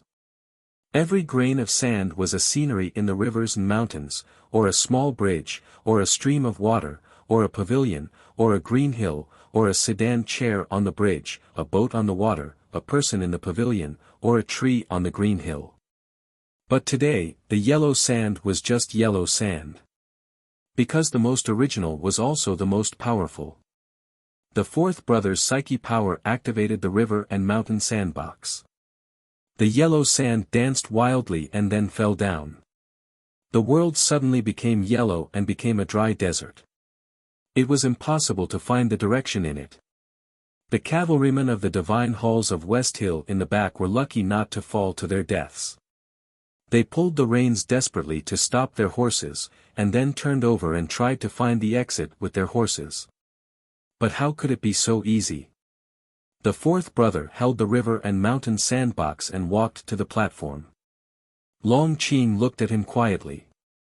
The yellow sand covered the ground, but it could not completely drag him into the illusion of rivers and mountains. His body was in the yellow sand, but his eyes could see the reality and his opponent.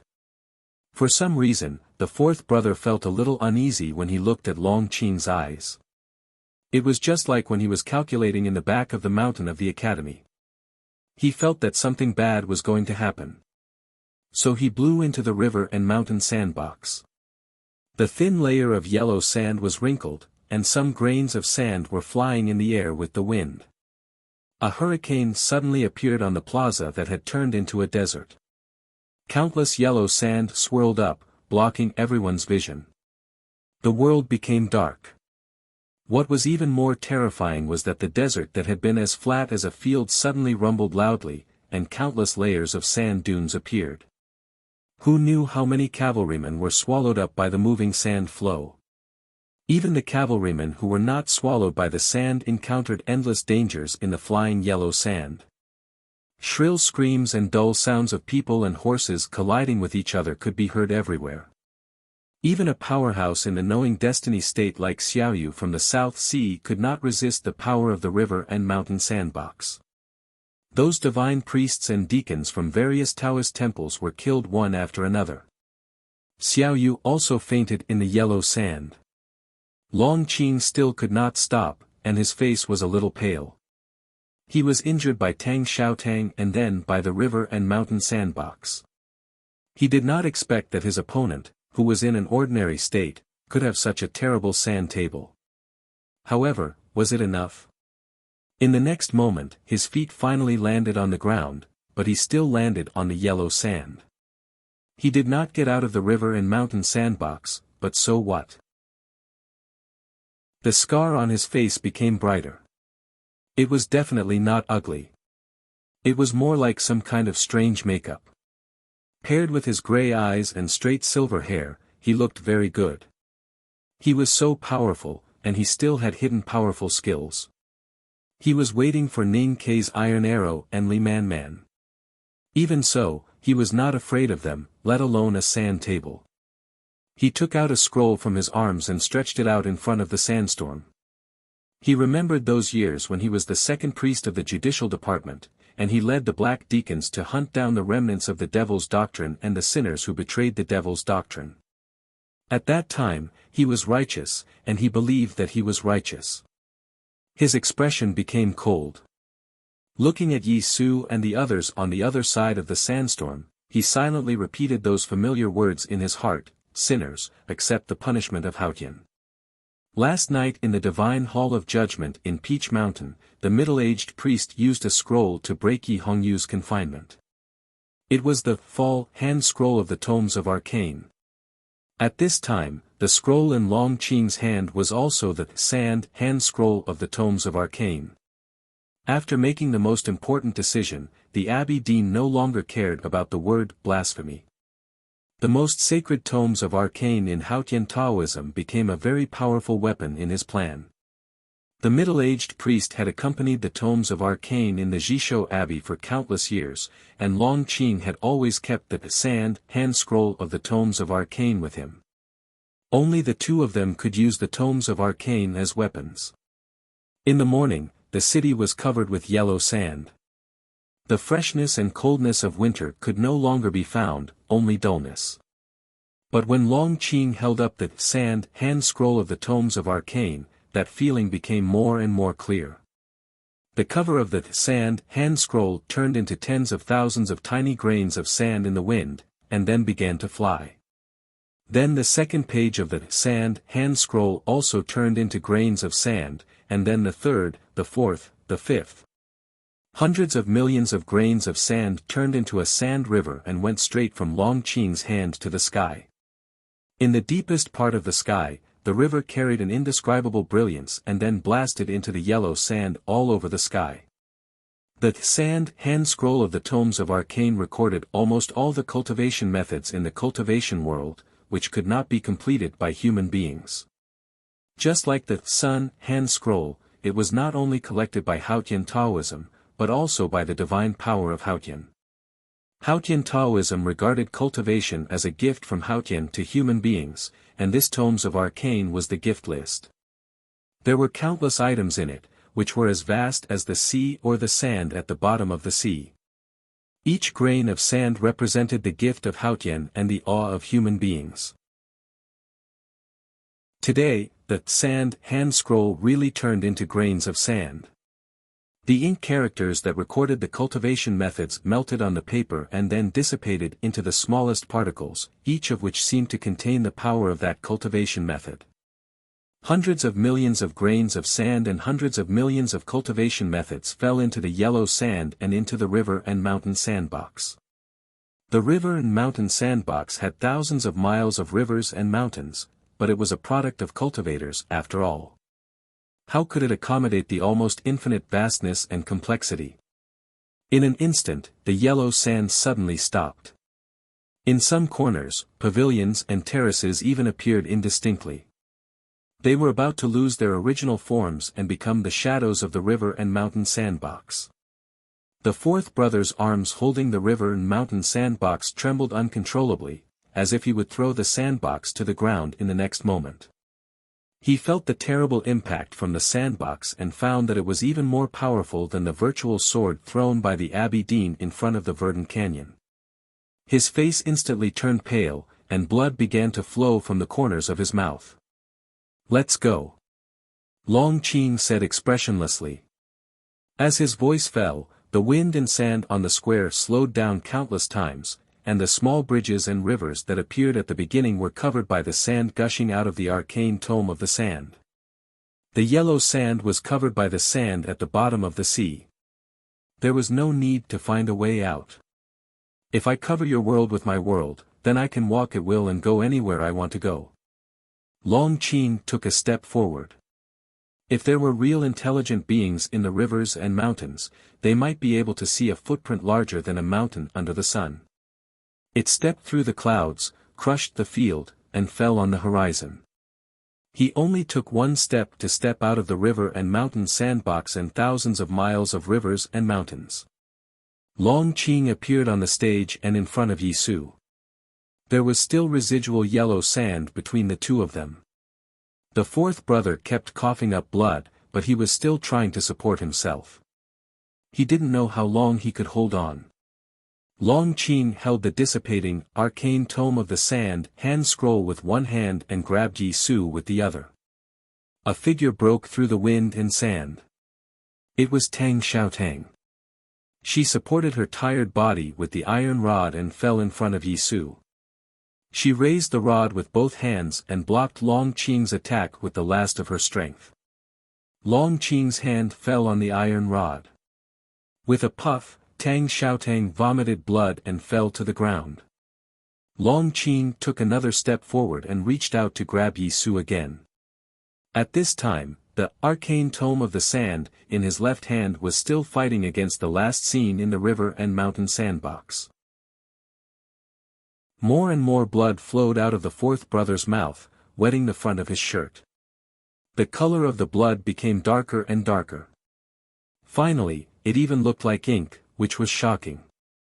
Watching from the side, Chen Pipi finally felt despair. His body began to tremble because he was worried about the situation of his two senior brothers and his lover. He was really afraid that his two senior brothers and his lover were about to die. The trembling spread from his hands and feet to his chest and abdomen, then to the depths of his body, and finally to the position behind his waist. So his ocean of qi and mountain of snow also began to tremble. His ocean of qi and mountain of snow had been destroyed. To be precise, it had been completely locked by Sang Sang, and had long become a dry Dead Sea and black monotonous rock peak. At this time, it began to tremble. Trembling was movement, and being able to move meant being alive. His ocean of qi and mountain of snow actually came back to life at the most desperate moment. Chen Pipi had no time to feel this sudden change, and it was impossible for him to have time to be ecstatic. He just followed the trembling and waved his hands to Long Qing out of pure instinct. 10 unpredictable and shrill forces without any trace, like the flowing clouds in the sky, burst out from the front of his 10 fingers and fiercely stabbed Long Qing's chest and abdomen. After the bloody battle with Tang Xiaotang, who was favored by Haotian, and the cultivation competition with Mr. Fourth of the Academy who held the river and mountain sandbox, Long Qing had been seriously injured. Chen Pipi's natural stream magical finger was so unreasonable that he could not avoid it even with the arcane tome of the sand. With a series of dense muffled sounds, the 10 natural stream magical finger intents all fell on Long Qing's chest. 10 bloody holes appeared on his thin clothes in an instant, and blood was gurgling out. Long Qing's face became paler. He looked down at his chest in confusion, and then looked up at Chen Pipi behind Yi Su, frowning slightly. Then he figured it out. Haotian was so weak now that she could no longer protect the people she promised to protect, such as Tang Xiaotang, so she naturally could not punish the people she wanted to punish forever. The Abbey Dean had already left Peach Mountain, and Chen Pipi, who had the same experience as him, naturally had to stand up again. Long Qing coughed in pain. Every time he coughed, the blood in front of his chest flowed out even faster. Not enough. He looked at Chen Pipi and said expressionlessly. The arcane tome of the sand, in his left hand turned into gravel and whizzed away. In an instant, there were countless extremely thin blood lines on Chen Pipi's body. Each line of blood came from a very small wound, and each wound was a gravel. The gravel was deep in the wound, and the pain was deep into his bones, like ants drilling into his body. How painful it was!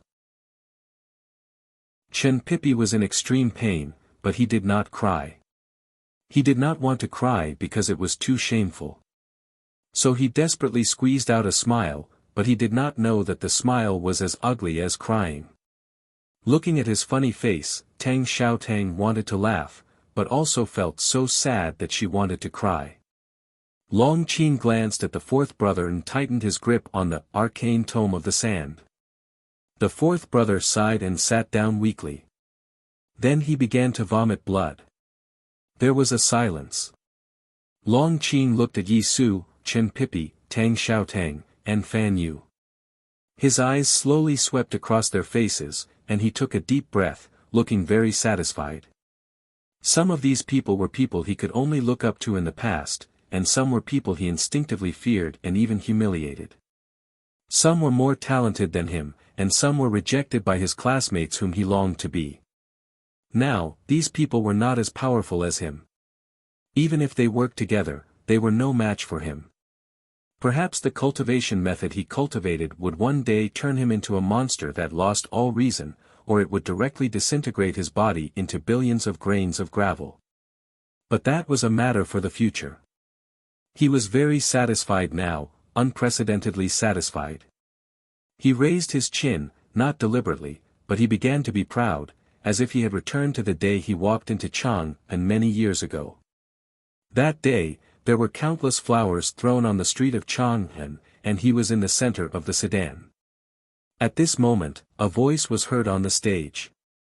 "Please lend it to me for a moment." Yisu's words were directed at his fourth senior brother, but they also seemed to be directed at the world. The river and mountain sandbox, which was about to break, came to his hand. Long Qing looked at him and said, "You have betrayed Haotian. How can there be a miracle?"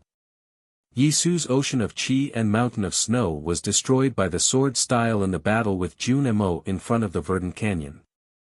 It had nothing to do with Sang Sang, so he could not recover like the Abi Dean and Chen Pipi. A miracle, or it was originally created by human beings. Yisu said. This sentence was the foundation of the new stream, or the epitaph of Taoism.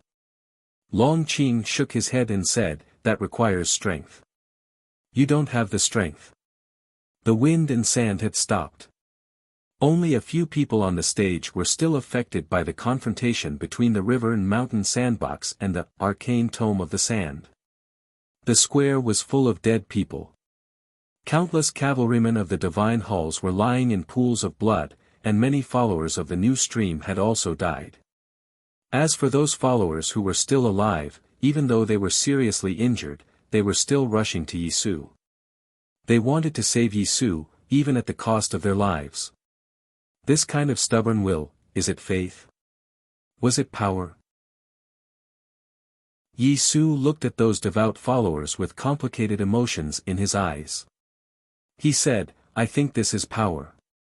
This is the power of faith." Long Qing said, "You should know very well that only Haotian can use the power of faith." Yisu did not look at him. He looked at the blue sky and asked, "What about the Buddha?" Long Qing said, "This power, how to use it?" Yisu said, "I don't know. I want to borrow it. Please lend it to me." Yisu not only wanted to borrow the river and mountain sandbox from the academy, but also wanted to borrow the power of his followers. Maybe it was really the power of faith. A magnificent and pure power was born in the field. The power came from the followers on the square. There were about 1,000 strands of mixed aura. Then they entered Yisu's body. When they came out again, they became solemn. Yisu poured the power or aura into the river and mountain sandbox and looked at Long Qing. It was an invitation. Long Qing's expression became very serious. The arcane tome of the sand, suddenly disappeared faster. He sat down in front of Yisu. The wind and sand rose again. Yisu was on the verge of falling and barely sat up. Long Qing looked at him expressionlessly. Yisu said, "You go first." They were not sitting opposite each other. Of course, he would not let Long Qing make the first move. Instead, he wanted Long Qing to take the others to escape first while Long Qing was trapped by him.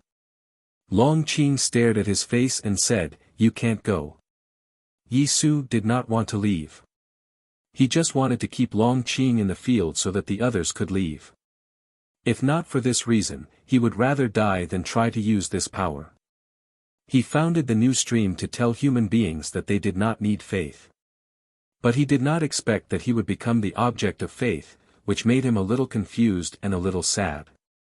What comforted him a little was that today was the first time he used the power of faith, and it would be the last time. He founded the new stream, but he was not Haotian. Even if he was willing to accept the incense of believers, he could not be compared with Haotian Taoism who had accepted the incense and worship for countless years. The arcane tome was a sacred object of Haotian Taoism. Its power was unpredictable. Yi Hongyu could not resist it even with the whole divine hall of judgment. How could he resist it when he borrowed the will of his followers and the river and mountain sandbox of the academy? In the wind and sand, Yi Su gradually became tired and his eyes gradually calmed down. But Chen Pippi did not leave. Yi Su lowered his head and said weakly, "Let's go." At this time, everyone in the field was seriously injured. Only Long Qing could fight, and only Yi Su could make him stay for a while. But the morning light that fell on him had faded. There was only one word difference between "go" and "let's go," but it was more like begging. Chen Pippi fell silent and stood up with difficulty. He helped Tang Xiaotang and the fourth brother down from the high platform and joined the last few disciples of the sword garret. Then they walked out of the square. He did not look back from the beginning to the end. He did not speak to Yi Su. He did not cry, laugh, or scream. He just walked in silence, enduring the pain caused by the thousands of bloody holes on his body, and helped his companions to walk forward. Because whether he cried or laughed, talked or screamed, it was a kind of farewell. He did not want to say goodbye to Yi Su, as if it would not be a farewell forever. After walking for a long time, they finally left the battlefield. The cavalrymen of the divine halls of West Hill did not chase them, so they survived. Chen Pippi did not say anything and continued to move forward. He got on the carriage and drove out of the city gate into the wilderness. When he was dozens of miles away, he began to cry loudly. The fourth brother sat by the window and looked at the scene outside. He wanted to say something, but he could not understand. Nothing had changed. Why did he come here? The river and mountain sandbox was destroyed, and he died. He wanted to go back to Chang'an and ask Ning Ke what had happened. Today is the 22nd of February, Moji Bai's birthday. I have decided that today is also second brother's birthday. I wish them a happy birthday. I wish Chen Pippi can be happy again as soon as possible. I wish Yi Su can die honorably. I wish everyone can have a happy birthday. I wish I can defeat everything and be as strong as these days. Chapter 1070. Some people said goodbye, but more people were still struggling in the yellow sand and lost their way. Yi Su and Long Qing sat opposite to each other, like two old monks drinking tea or playing chess. They did not speak or look at each other. They were covered with blood and looked miserable. The sandstorm under the platform had already stopped, and the sandstorm on the platform was about to stop. The two were covered with sand and blood. Their clothes were ragged and it seemed that they would fall down at any time. Long Qing watched Chen Pippi and others leave. Strangely, he did not seem to care. Some cavalrymen of Divine Hall had already escaped from the chaos, but did not hear his order to chase. He just sat opposite to Yi Su and waited for the sandstorm to stop. The wind was the cold wind in winter, and the sand was the sand in the river and mountain sandbox and the arcane scroll of the sand. They were blowing against each other and roaring as if there was no end. But in fact, everything had an end. With a snap, the river and mountain sandbox on Yi Su's knees broke.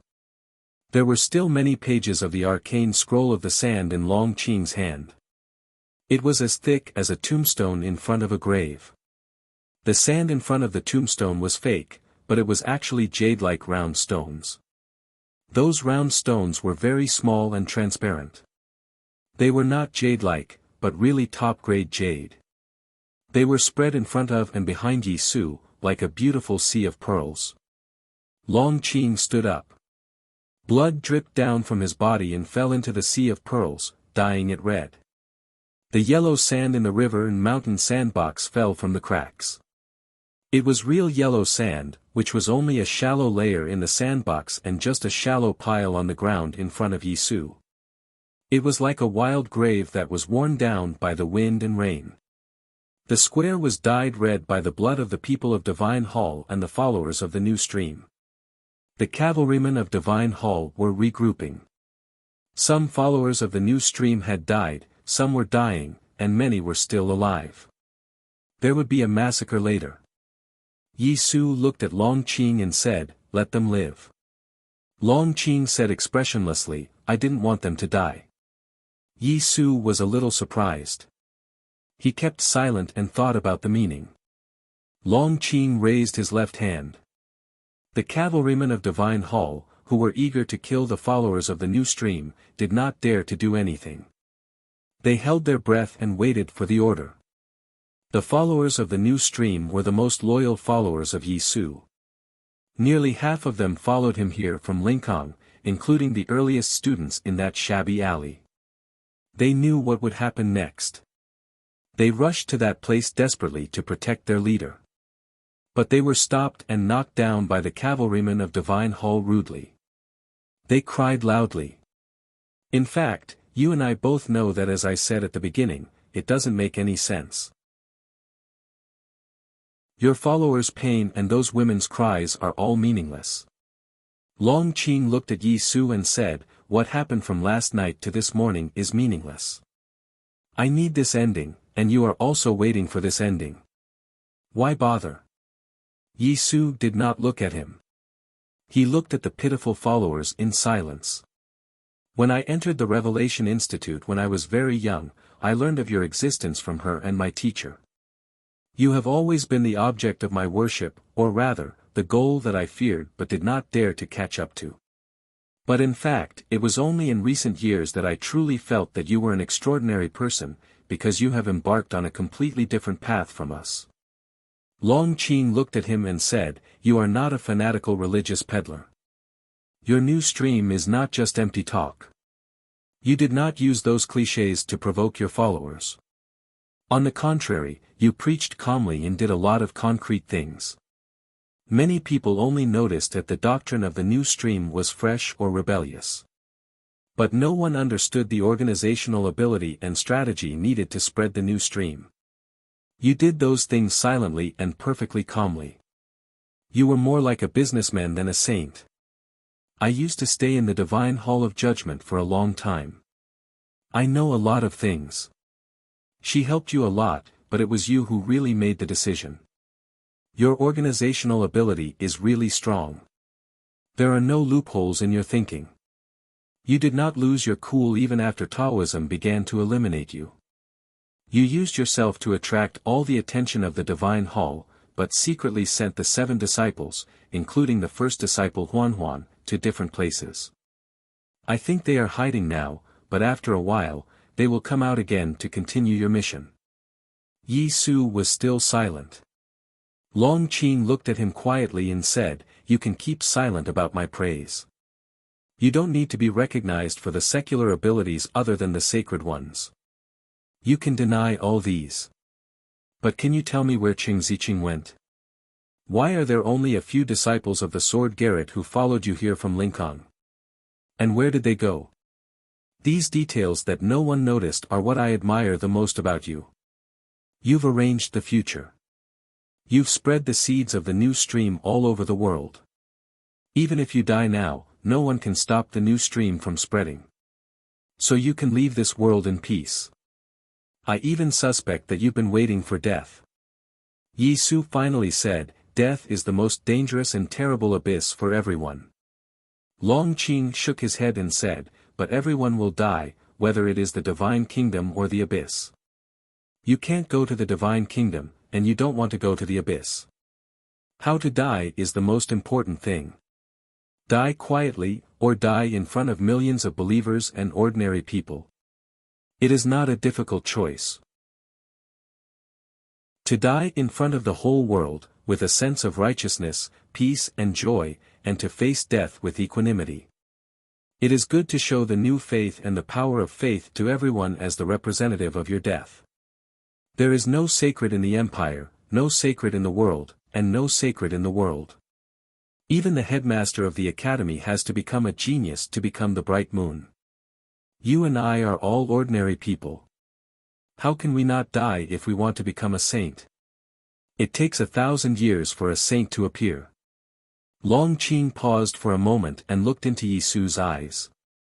He said with a complicated expression, "If the saint does not die, the great Tao will not work. You have to die. Yi Su looked calm. There was a piece of snow on his gray hair that did not melt for a long time, as if the heat in his body had been taken away by the tomes of arcane and his breath was gone. In fact, I have been wondering if Ning Ke has also thought of this. Long Qing turned around. The blood-colored sea of pearls scattered the moment it touched his clothes, like the waves when the tide receded. He looked in the direction of Chang and said expressionlessly, otherwise, he would have come. Yi Su and his new stream were extremely important to the Tang Empire and the Academy. Taoism had vowed to kill Yi Su, so Ning Ke should have been prepared. Even if he could not come, the iron arrow should have come. Yi Su said, or he did not expect the headmaster to be so decisive. It was indeed a possibility. Before last night, no one, including Xiong Chumo, the hierarch of the divine halls, had thought that the Abbey Dean would not fear the danger of the division of Taoism and directly choose to kill Yi Su and Yi Hongyu. Li Manman might not be able to predict the headmaster's thoughts, but why couldn't Ning Ke and Yu Lian? Even if they couldn't, how could they not have made some arrangements based on their temperament and habits? Long Qing said, Ning Ke did not come, the iron arrow did not come, and neither did Yu Lian and Li Manman. It can only mean that they know you want to die. They want you to die very much. They even hid it from Li Manman and waited for you to be killed by me.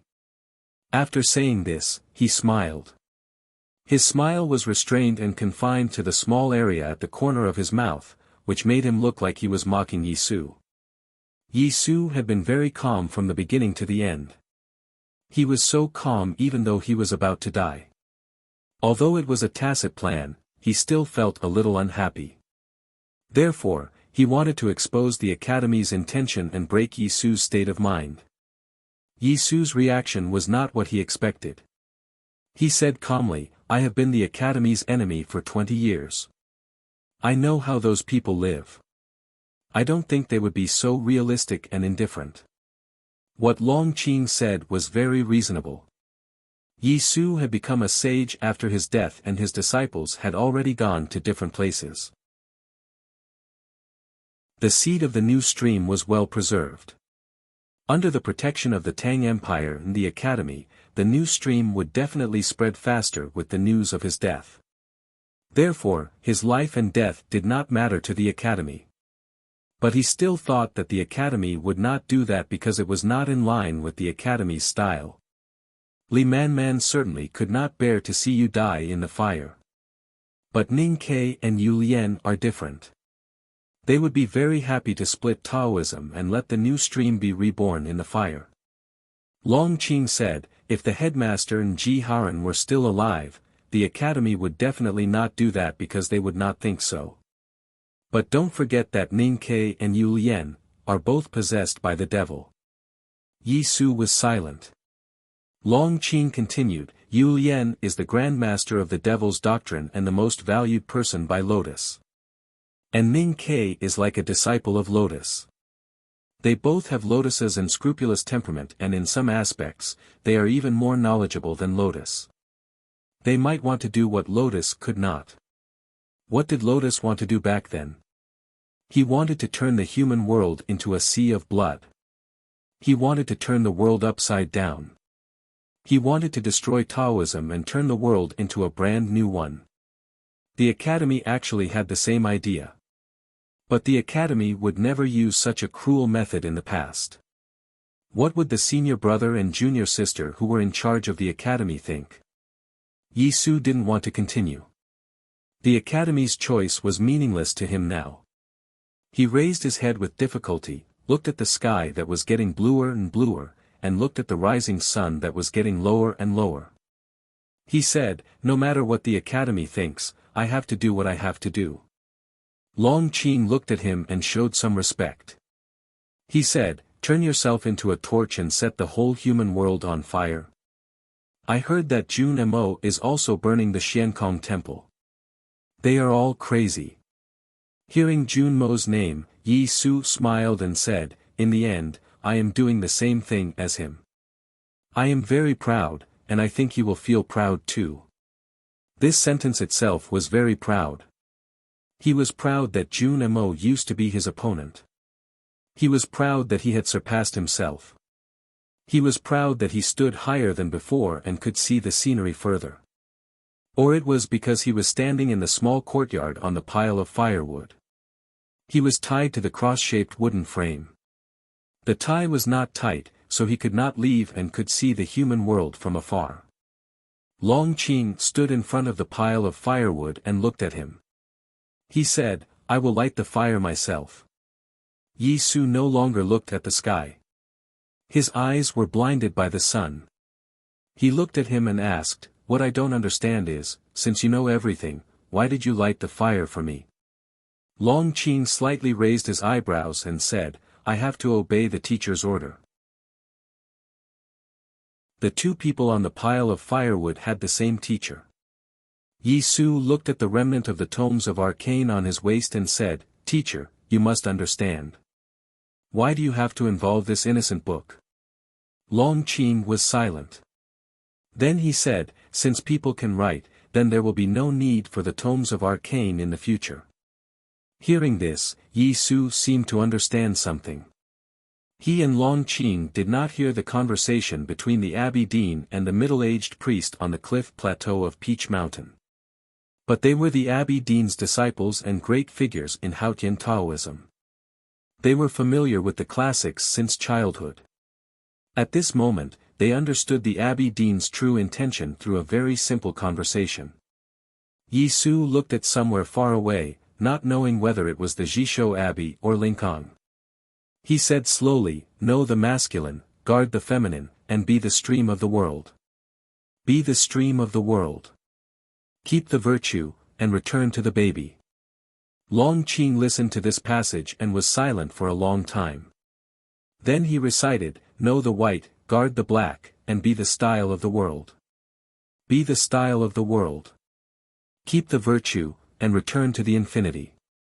Yi Su said, "We ourselves are the path, the truth, and the life.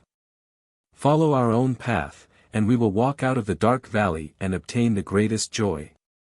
So this is also knowing and guarding. Long Qing lowered his head. No one knew if he was looking at the horrible and ugly hole under his clothes or at the thick ground. His voice seemed to come out of his lips by itself, "We can also be Haotian." Yi Su smiled and said, "So, it has been like this since the beginning." Long Qing looked up at him under the sunlight and said, "You are right." Yi Su said, "There is no right or wrong.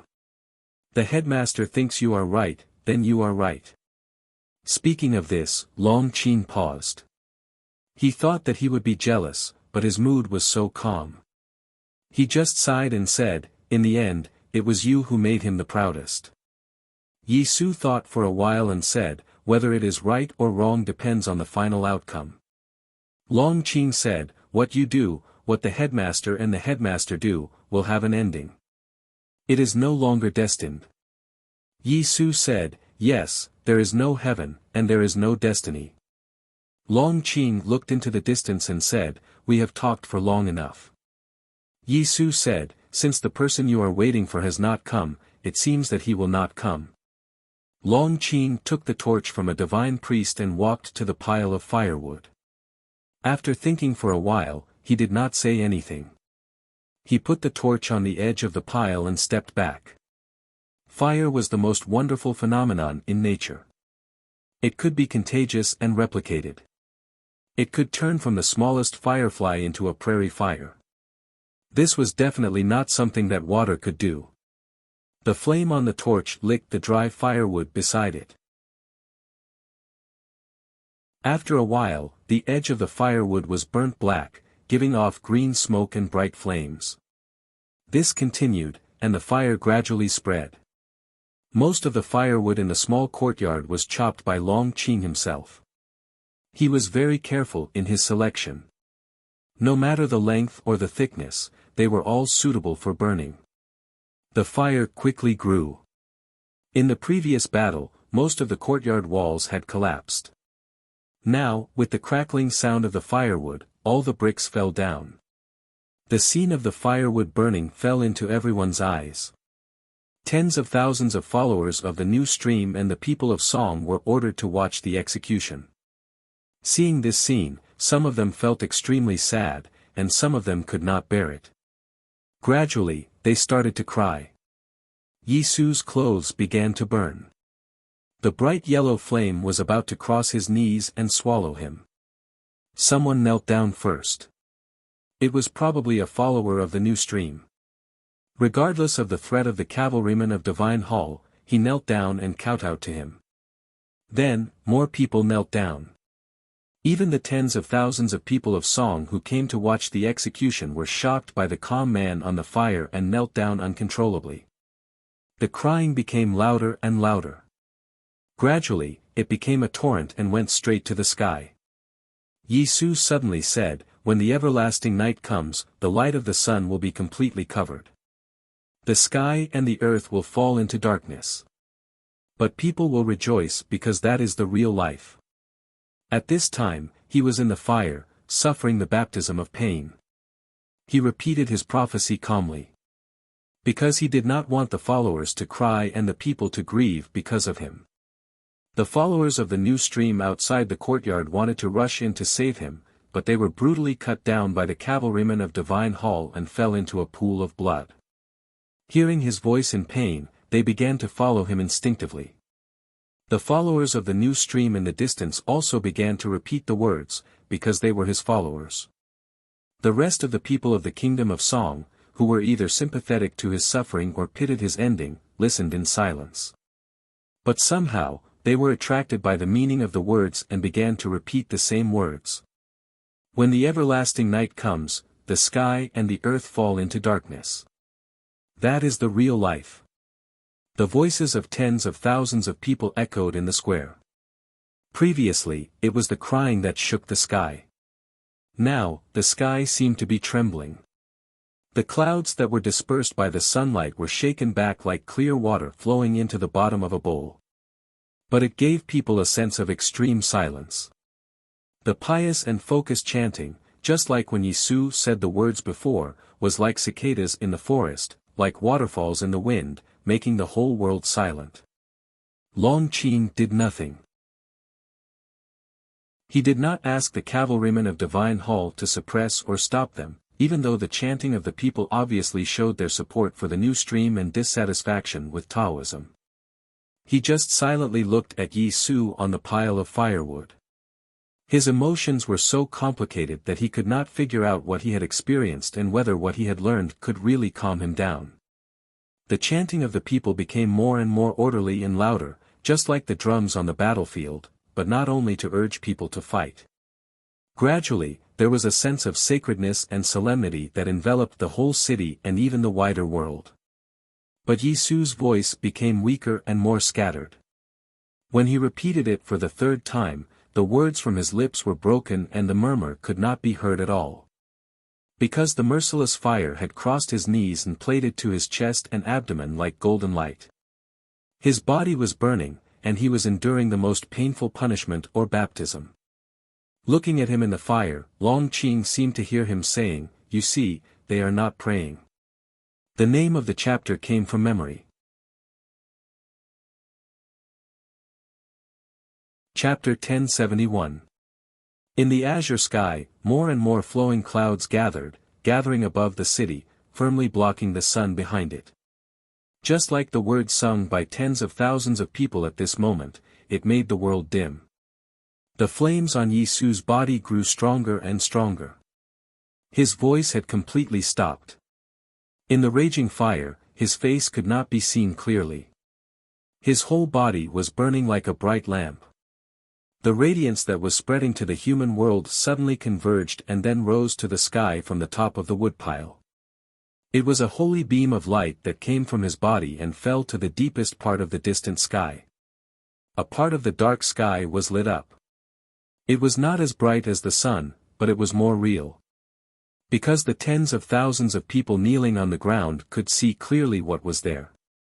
There was a blue sky, dark clouds, relative darkness and real light. The area of light suddenly dimmed again and quickly returned to its original appearance. The raging fire on the pile of firewood had already risen into the air, as if it was going to burn through the sky. Yisu's figure had already disappeared, and could not be seen at all.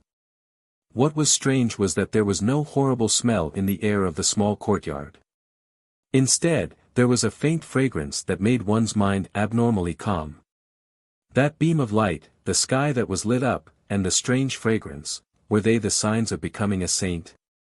No one knew, not Long Qing, not the tens of thousands of people kneeling on the ground, not the cavalrymen of the divine halls, Xiaoyu, and those priests standing outside the small courtyard.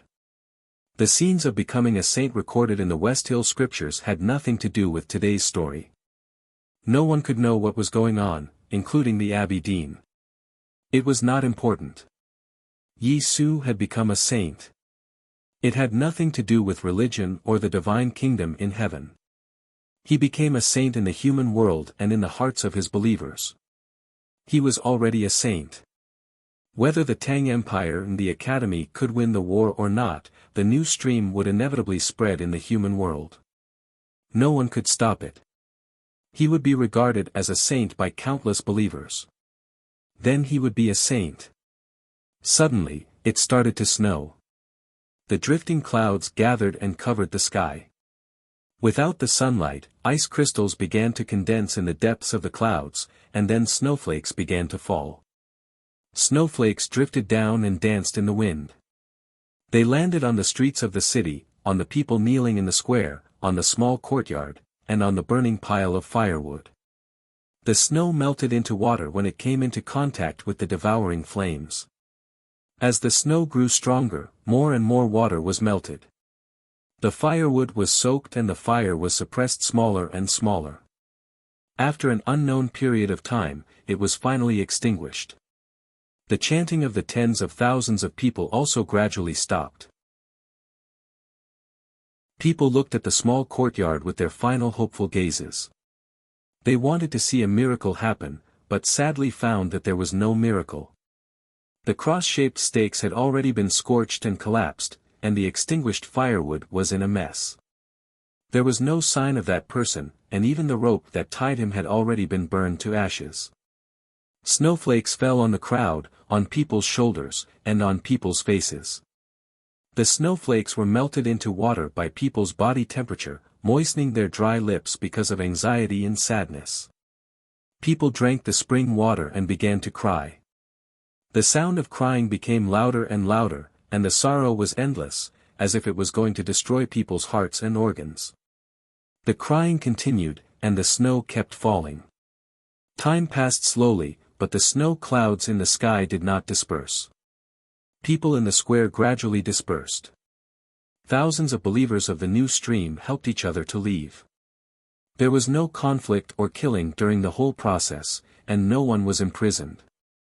Because Long Qing did not say anything. He stood in front of the firewood, expressionless. After a long time, the snow continued to fall. The last sparks in the extinguished firewood were extinguished, and the warm steam disappeared without a trace. Gradually, it was covered by the thick snow, and the ashes underneath could no longer be seen. It was a vast expanse of whiteness. It was really clean. Suddenly, there was a thunder in the sky. Then, there was a second thunder. The two thunders continued to follow each other, going back and forth between heaven and earth. On the square, the cavalrymen of the divine halls of West Hill, Xiaoyu, and other powerhouses of Haotian Taoism looked at the place where the thunder came from. They were vigilant, but more of them were fearful and uneasy, as if they had heard the wrath of heaven. The thunder kept changing its direction, which was impossible for ordinary people to capture. The thunder was terrible, and the power of heaven was unpredictable. It was impossible for ordinary people to guard against it. What on earth was the thunder? Long Qing looked up at the sky and saw the snowflakes that were stirred up by the two thunders and the invisible power in the thunder. He guessed who it was, but his expression was as calm as before. A storm suddenly rose on the sea outside the Song Kingdom. The storm quickly landed on the shore, and the seawater was smashed on the famous breakwater.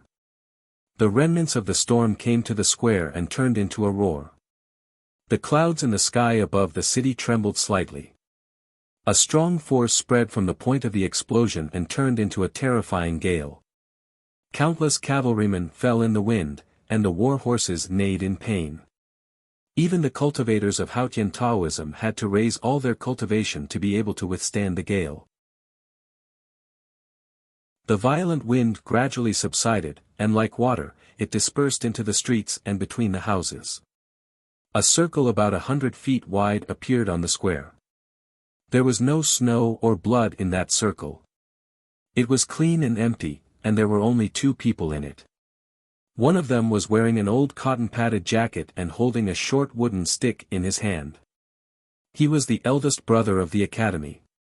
The other one was wearing a long gown full of the smell of alcohol, with a flagon tied to his waist. He was the drunkard, the most powerful person in the cultivation world. The eldest brother's cotton-padded jacket was full of holes. Blood flowed from those holes and wet the cotton. He looked very embarrassed. The drunkard was not much better than him. His clothes were full of stains, and his left shoulder was a bit sunken. It seemed that he was hit by a stick. He wanted to take a sip of wine from the flagon, but found that his hand was shaking badly. The thunders that roamed between the sky, the ocean, and the earth were the 2 of them chasing each other. They did not forget to fight even in the distanceless state. That was the highest level battle in the cultivation world, and also the most bitter one. But in fact, the battle might not happen at all. Yesterday, the drunkard returned to the small town and said nothing to the butcher, waiting for the future. The eldest brother stayed in the small building outside Lincoln City, waiting for the result of the negotiation between the academy and Taoism. Both of them had their own uneasiness. The drunkard's uneasiness did not disappear from the Peach Mountain last night and the appearance of Yi Su this morning. The Abbey Dean was not persuaded by Ning Quebec. He was happy to see the current situation, but he was still uneasy. He thought that the uneasiness came from the academy, and that the academy would save Yi Su at all costs. So he left the small town in a hurry and returned to the small building outside Lincoln City to meet Li Man again. Just like in the past few years, the distanceless state was against the distanceless state. Taoism and the academy exchanged their most important chess piece. The drunkard could not get rid of the eldest brother, and the eldest brother could not completely lock him down. When they met, they could not separate, no matter to the mountains or the sea. So they began to fight, from the mountains to the sea. In the end, the eldest brother finally came here, but he was seriously injured. He was the one who wanted to come, so he was the one who got hurt. The academy always says that my body and spirit are rotten. What about you now? The drunkard put his trembling hands behind his back, looked at him and said, "You have been with me for so many days. How long can you last? How many more times can you get hurt like today?" His face was a bit pale, and his left shoulder was seriously injured. But compared to the eldest brother who was covered in blood and had many broken bones, his injuries were much lighter. So he was qualified to say that. But the eldest brother did not listen to him. He looked at the snow pile in the small courtyard and smelled the embers under the snow. He remained silent and looked a bit depressed. He was so badly injured that he could come here, but he was still late.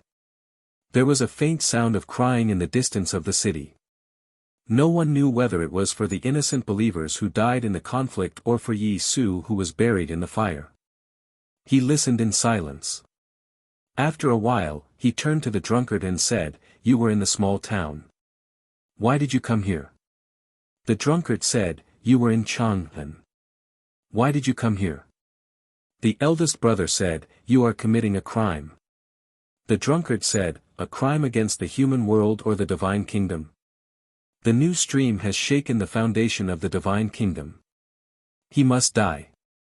If Taoism did not do it, I would. Long Qing had been silent since the drunkard and the eldest brother showed up.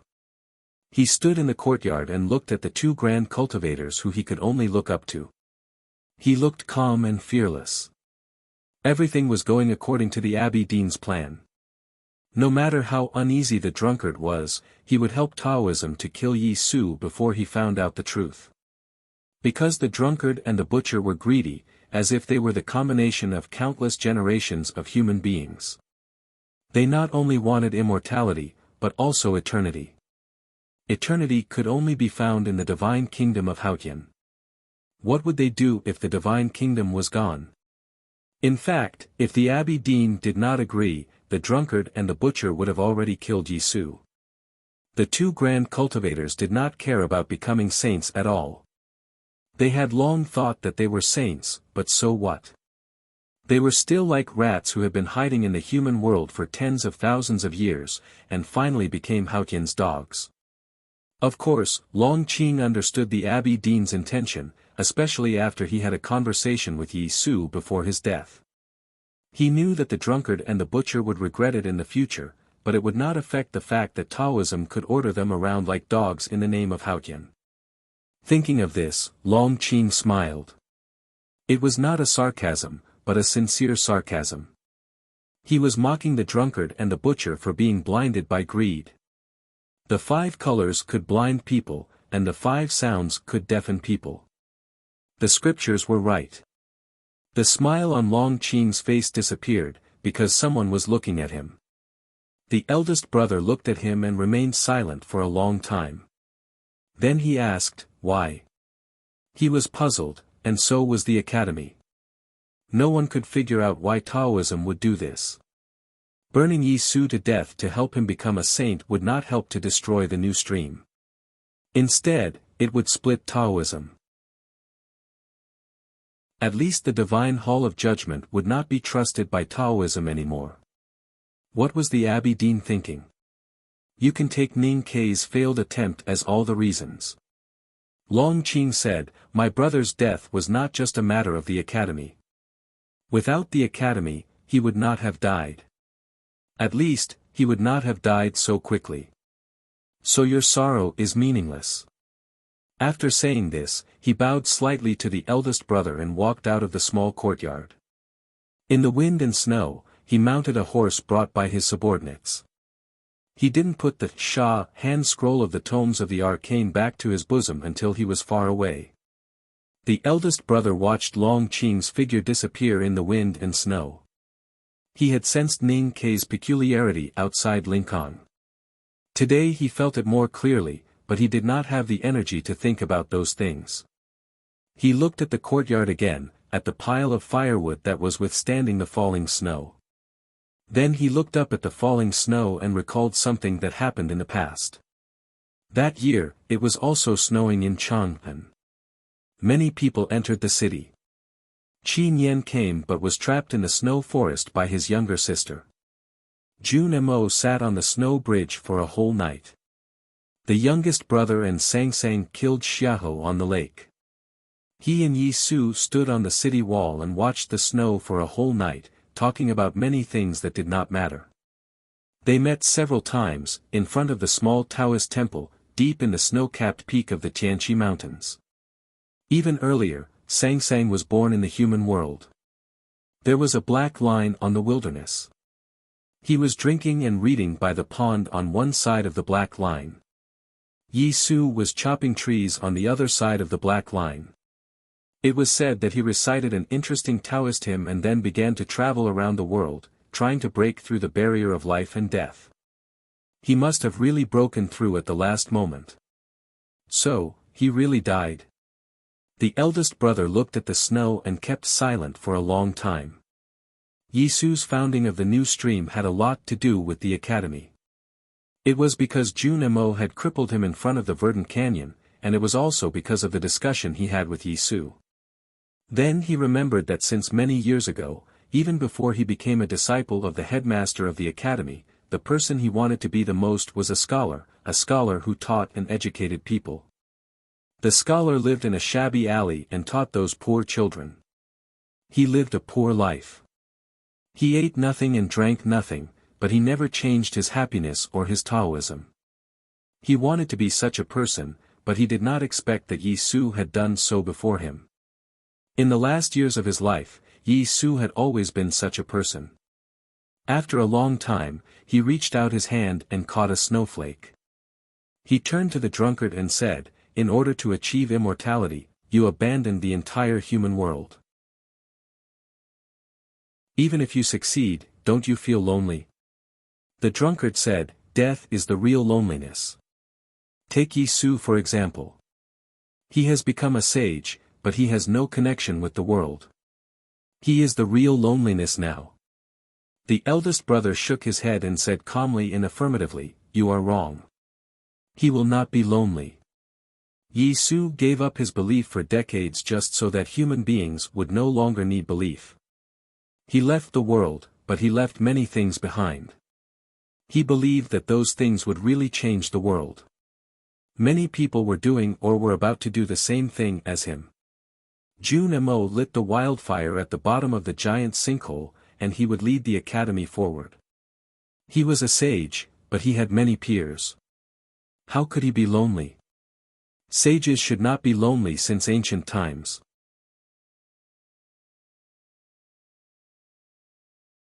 Chapter 1072. It snowed a lot that winter. The heaviest snowfall did not fall on the wilderness, nor did it fall on capital Cheng of the Yan Kingdom. Instead, it fell on the capital of the Kingdom of Song, which used to be relatively warm. Many people recalled it and felt that it was some kind of omen, because something very important had happened in that snowfall. In the wind and snow, Yi Su, the founder of the new stream, was burned to death by Taoism, which shocked the entire human world. During this process, there were many puzzling things, such as why the Abbey Dean made such a cold and decisive decision, and why the Academy behaved sluggishly, which was completely different from before. The fourth brother came to the Song Kingdom with the river and mountain sandbox and caught up with the battle. In fact, it was because of him that Chen Pipi, Tang Xiaotang, and several disciples of the Sword Garret had the chance to escape. But he could not change the whole situation. He did not save Yi Su. More importantly, he came by himself. The eldest brother also came to the Kingdom of Song and was severely injured by the drunkard. But he came too late. It was snowing and the pile of firewood was already covered with snow. Not even ashes could be seen. How could he save Yi Su? More importantly, he came by himself and did not represent the collective will of the Academy. The eldest brother and the fourth brother were acting on their own. They could represent the Academy, but not completely, because it was Yu Lian and Ning Ke who were in charge of the planning of the Academy. The Academy did not have any plan. What were Yu Lian and Ning Ke thinking? Was it really as Long Qing said before Yi Su died that they were coldly waiting for Yi Su to die? The cold winter wind passed through the steep mountains. Helan City, which had been retreating for a long time, was very quiet. The camp that used to house tens of thousands of cavalrymen was already empty. The sound of the goshawk sounded very monotonous. There were still hundreds of Tang soldiers in Helan City, the only passageway between the eastern and western wastelands.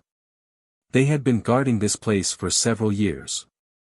If the Tang Empire had not prepared a large amount of provisions here and the desolate man had secretly supported them, they would not have been able to hold on until now. At the highest point of the city gate, there was a very tall and domineering figure. The goshawk flew over from the distant ice peak and wanted to take a closer look. It found that the figure was a bit strange and the proportions were not harmonious. When the goshawk flew closer, it realized that the figure was weird, not because the person was born with something special, but because there were two of them, so they naturally looked weird. Tang looked at the Golden Tribe royal court in the west from the city gate with an indifferent expression on his face. His animal skin clothes were fluttering in the cold wind, looking like a bloody flag that would not fall. He was the world wayfarer of the Devil's Doctrine and the most powerful man in the Desolate Man's tribe. After Xiao's death, there were not many people who could be his opponent. But now, someone was sitting on his head. To be more precise, he had a specially made basket on his shoulder. There was a stool in the basket, and someone was sitting on the stool. Because Dun was very tall, the person looked high and mighty. Sitting on his head was a young girl. She looked like she was about 12 or 13 years old. Her black ponytail swayed in the cold wind outside the basket, looking very cute. A few years ago in Chang'an, the girl jumped into the sky and cut a rainbow. Then she jumped down with Li Man in her arms and broke her legs. Since then, she was too lazy to walk. At the beginning, she only liked to sit in a wheelchair. When she came to the wilderness, she began to sit on Tang's back. Even now, her injuries were basically healed, she still refused to get off. She said that it made her look more powerful. Since the day she became a little girl many years ago, her biggest regret was not the trouble every month, but not being powerful enough. Tang did not have any opinion on the girl's special preference. Because she was the current grandmaster of the Devil's Doctrine and also the Academy's third sister, Yu Lian, and his teacher. Just like in the past few years, Tang carried Yu Lian everywhere in the wilderness. Today, she came to Helan City because she wanted to see what the Golden Palace was doing in Helan City. The priests in the left King's Palace of the East Wilderness, as well as the powerhouses sent by the Divine Hall, were all killed by her and Tang in the past few years. Long Qing's loyal subordinates were the first to die. It sounded simple, but it was extremely terrifying when one thought about it carefully. She and Tang were only two people, but they were about to destroy a tribe. The population of the territory ruled by the tribe was actually no different from that of a country. There were tens of thousands of elite cavalries, endless support from Haotian Taoism, and countless powerhouses in the see-through state and knowing destiny state. But they destroyed it just like that. When Ning Ke was fleeing with Sang Sang on his back, he always had the feeling of fighting against the whole world alone. But what Yu Lian and Tang did was really the two of them destroying a world. After a few days, when she killed the last powerhouses in the East Wilderness, the warriors of the Desolate Man's tribe would collectively go south. Whether the more than 1,000 papal cavalrymen of the West Hill Divine Palace stationed in the Yen Kingdom would go north or not, the name of the left King's Palace would not exist in the human world for long. In the future, they could only look for it in the pile of old books. Yu Lian was very confident about this. She thought it was a matter of course, and she did not even bother to show her confidence. But she knew that the Golden Tribe Royal Court would not let this happen. So what would Chanyu do? What kind of gift did the National Master and the 13th priest prepare for her? The snow in the wilderness had stopped last night. The snow in the city of Wei and the city of Helan had also stopped. The air that had been washed by the snow for several days was unusually clean. She stood up and looked to the far west. The gate of Helan City was extremely high, between two cliffs. Tang was very tall and she stood up in the basket, so she was naturally taller. But she was still not satisfied. She stood on her tiptoes on the stool, which looked interesting. I don't want to wait anymore. I feel something is happening over there. The wind blew her hair on her young face. It was a little itchy and irritating. She wiped it with her little palm and shouted, I want to go and have a look. She moved in the basket and Tang's body was a little unstable. He held the bottom of the basket and said, the Golden Palace can't pass through Helan City. If we want to keep the last hope of the left King's Palace, we have to use other methods. Yu Lian thought of a possibility and then realized that it was not a possibility but something that would definitely happen. She said, they are going south. Inform the tribe that we are going south too. When she said this, there was no emotion in her voice. It was just that the little girl's voice was immature, so it sounded like a little girl trying to have a serious conversation like an adult. It was very funny. Tang was used to this voice over the years. But his iron-like eyebrows still trembled uncontrollably. He said, the Golden Palace will be prepared. Maybe we should prepare for it too. As I said, I'm curious about the gift they prepared for me. Yu Lian said expressionlessly, I heard that the little slave is a gift from Sang Sang to the human world. I'm Ning Ke's senior sister. I'll open it for him. If I'm not satisfied, I'll return it. Shouldn't we worry about the Central Plains? Tang thought of the world wayfarer of Taoism who used to be as famous as himself. He felt uneasy. The Abbey Dean is not an idiot like Xiong Chumo. Killing Yi Su is meaningless to Taoism. Why would he do it? The best and only way for Taoism to deal with it is to wait. Yu Lian said, if the battle between Haotian and the headmaster in the Divine Kingdom is decided before the new stream affects the foundation of Haotian's faith, they will win by waiting or gambling. The new stream was a faith. With the protection of the academy in the Tang Empire, it would be difficult to completely destroy the faith. The more pressure Taoism exerted on the new stream, the more likely it would help the new stream to grow. If the academy wanted to take the lead in this war, it had to help the new stream to grow and weaken the power of Haotian before the battle in the Divine Kingdom was decided. Relatively speaking, Taoism seemed to be in a good situation. But in fact, they were in a passive position.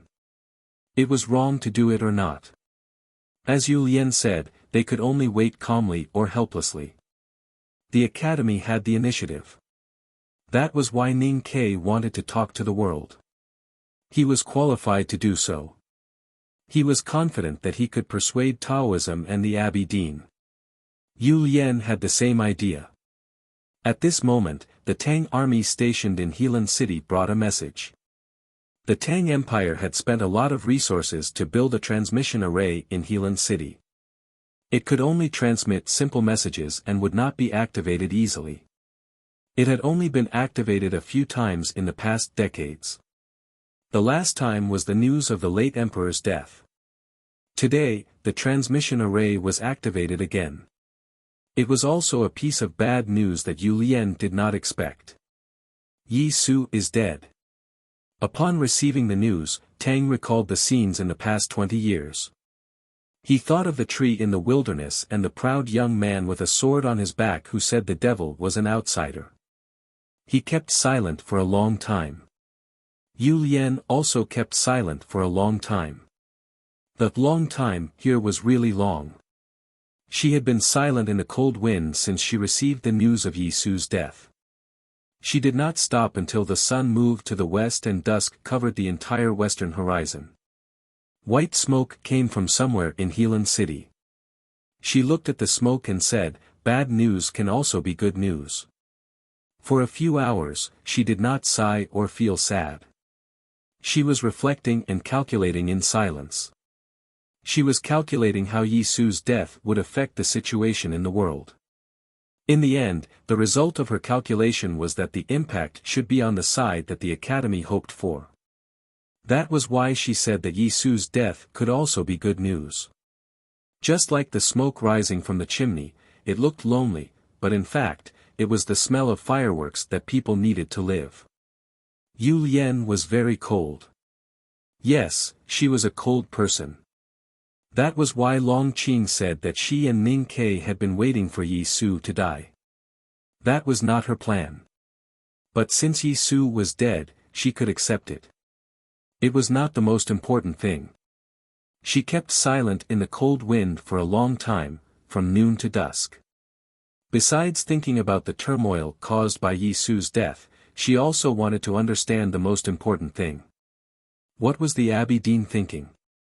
She told Tang that she and Ning Ke were sure that the Abbey Dean would not do anything to Yi Su. It turned out that she and Ning Ke were wrong. There must be a big problem hidden in this mistake. I will not feel comfortable if I don't figure out what he is thinking. Yu Lian walked down the city, leaving the dusk behind. At the same time, she also left the Golden Tribe royal court behind. Compared to what she was worried about, those things were not worth mentioning at all. At the other end of the transmission array in Helan City was the Tang Imperial Palace. Yu Lian received the news of Yi Su's death in Helan City, so the people in the palace naturally knew about it earlier. The atmosphere was extremely depressing. Li Yu's face was a little pale. She did not know whether it was because of the lack of sunshine in recent years or some other reason. She looked calm, but her hands clenched on the chair, looking a little uneasy. In fact, not only was she uneasy, she was also very nervous and even afraid. But she was the regent princess, and she had to set an example for the emperor, so she could not show too many emotions. The young emperor was getting older and would officially ascend the throne next year. He had been educated by Mr. First, and he had performed extremely well both in virtue and ability. But he was still a young man, and today he encountered a situation that he had never encountered before. Thinking of the war years ago, he could not help but feel a little scared. Xingjing the Grand Secretary stood in front of the steps and said, as the emperor, even if the world changes, mountains are destroyed, and rivers are broken, he must remain calm. This is the example that the emperor should set for his subjects. The young emperor looked at Li Yu nervously and said, I understand, but I am a little worried about whether 13th uncle can stop that person. Xingjing the Grand Secretary shouted sternly, so what if he can't stop him? It's not like that person has never entered Chang'an. Old Lady Chu pushed her family's women and children to the Vermilion Bird Avenue, and Old Master Chow and his friends cursed him in the cold snow. The people of Chang'an threw bricks and waved their knives. Was there anyone who was afraid? Li Yu walked to the emperor's side, held his hand, and said gently, Are you still afraid? The young emperor's cheeks flushed upon hearing Xingjing the Grand Secretary's words, and his courage increased. He held her hand and said, No. Even if that person enters the imperial palace, I am not afraid. The officials in the hall were very nervous, and security was tight everywhere, but the palace gate was not closed. The main gate of the Tang Imperial Palace was wide open, as if it was ready to welcome guests from afar. All the civil and military officials in the court, and even the ordinary people in Chang'an, were preparing for battle. It was not because of Yi Su's death, but because of something else. From last night to this morning, the iron arrow had not appeared in the capital of the kingdom of Song. There were only yellow sand and falling snowflakes on the square, but no shrill whistling of the arrow. Where was Ning Ke? What was he doing? The legendary primordial 13 arrows required a lot of strict conditions to perform a long-range sniping that ignored distance. However, those conditions had actually been fulfilled during this period of time. Whether it was the Sha hand scroll of the tomes of arcane in Long Qing's hands, the power of faith borrowed by Yi Su, or the river and mountain sandbox brought by fourth brother, they had all illuminated the qi of heaven and earth and pointed the direction for the iron arrow. At the moment when Tang Xiaotang jumped down from the sky, Long Qing was as bright as a golden flower in the ocean of consciousness, just like he had been many years ago on the snow cliff of Tianqi Mountain. At that time, he shot Long Qing to death with one arrow, and no one knew whether he was dead or alive. Why didn't he shoot him today? Was it really as Long Qing said, that he was waiting for Yi Su to die, so he didn't shoot? It had been snowing in Chang'an for several days, and it did not stop last night. The snowflakes drifted down and piled up on the city wall, on people's clothes, and even on their faces. Ning Ke's eyebrows were stained with snow and turned white, because his body was very cold, and the reason why his body was cold was because his heart was cold, because he had placed all his attention elsewhere. He held the dark iron bow tightly in his left hand, and the bow was bent to the extreme, like the bright moon in the night. The bowstring was extremely tight, and it went deep into the 3 fingers of his right hand, which looked a little scary. He kept the posture of drawing the bow, and it had not changed from last night to this morning. He was like an ignorant statue, and maybe because of this, the snow between his eyebrows had piled up. Some snow fell on his shoulders, and it was melted by his body temperature, and then frozen again by the cold wind. It reflected the morning light from the east, and sparkled like melted sand, a beautiful colored glass. The iron bow did not move at all after one night. He saw the unusually bright West Hill Divine Palace last night. This morning, the eastern seashore became extremely bright. Then, he saw 2 flowing lights between heaven and earth. They were the eldest brother and the drunkard. He had been observing the world in Chang'an. He did not step out of the city, but he knew what was going on in the world. He knew that from last night to this morning, many powerful cultivators were fighting fiercely. But he did not release the bowstring. He did not shoot the arrow, not because he was hesitating whether to save Yisu. He was cold, but not like Lotus. He could watch Yisu die, but he would not watch Yisu be killed. The morning light shone on his face. He sensed that something was happening at the East Sea, something he did not want to see. But he could not release the bowstring and shoot the iron arrow. His black hair was tightly tied, and it was steaming in the cold morning wind. It was the sweat in his hair.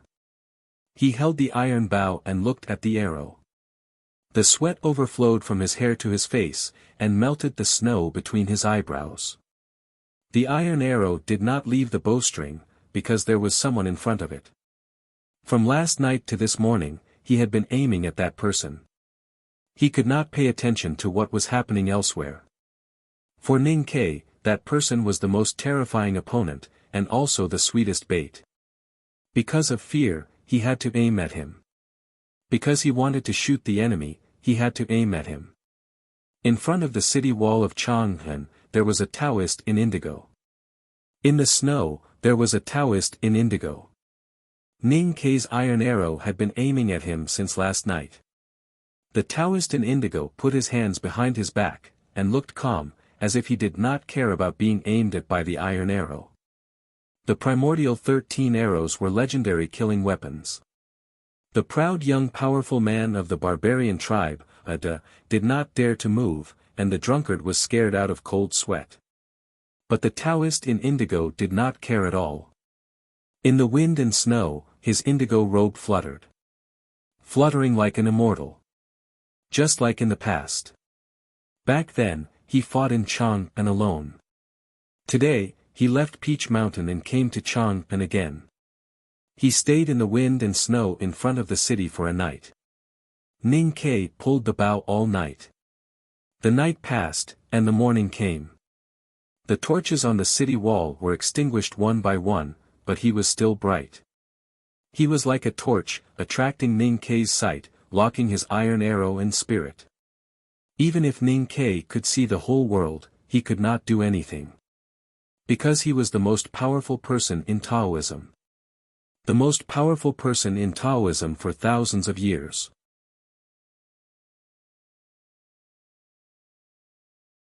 Chapter 1073. The whole night of confrontation had undoubtedly brought great stress to Ning Quebec.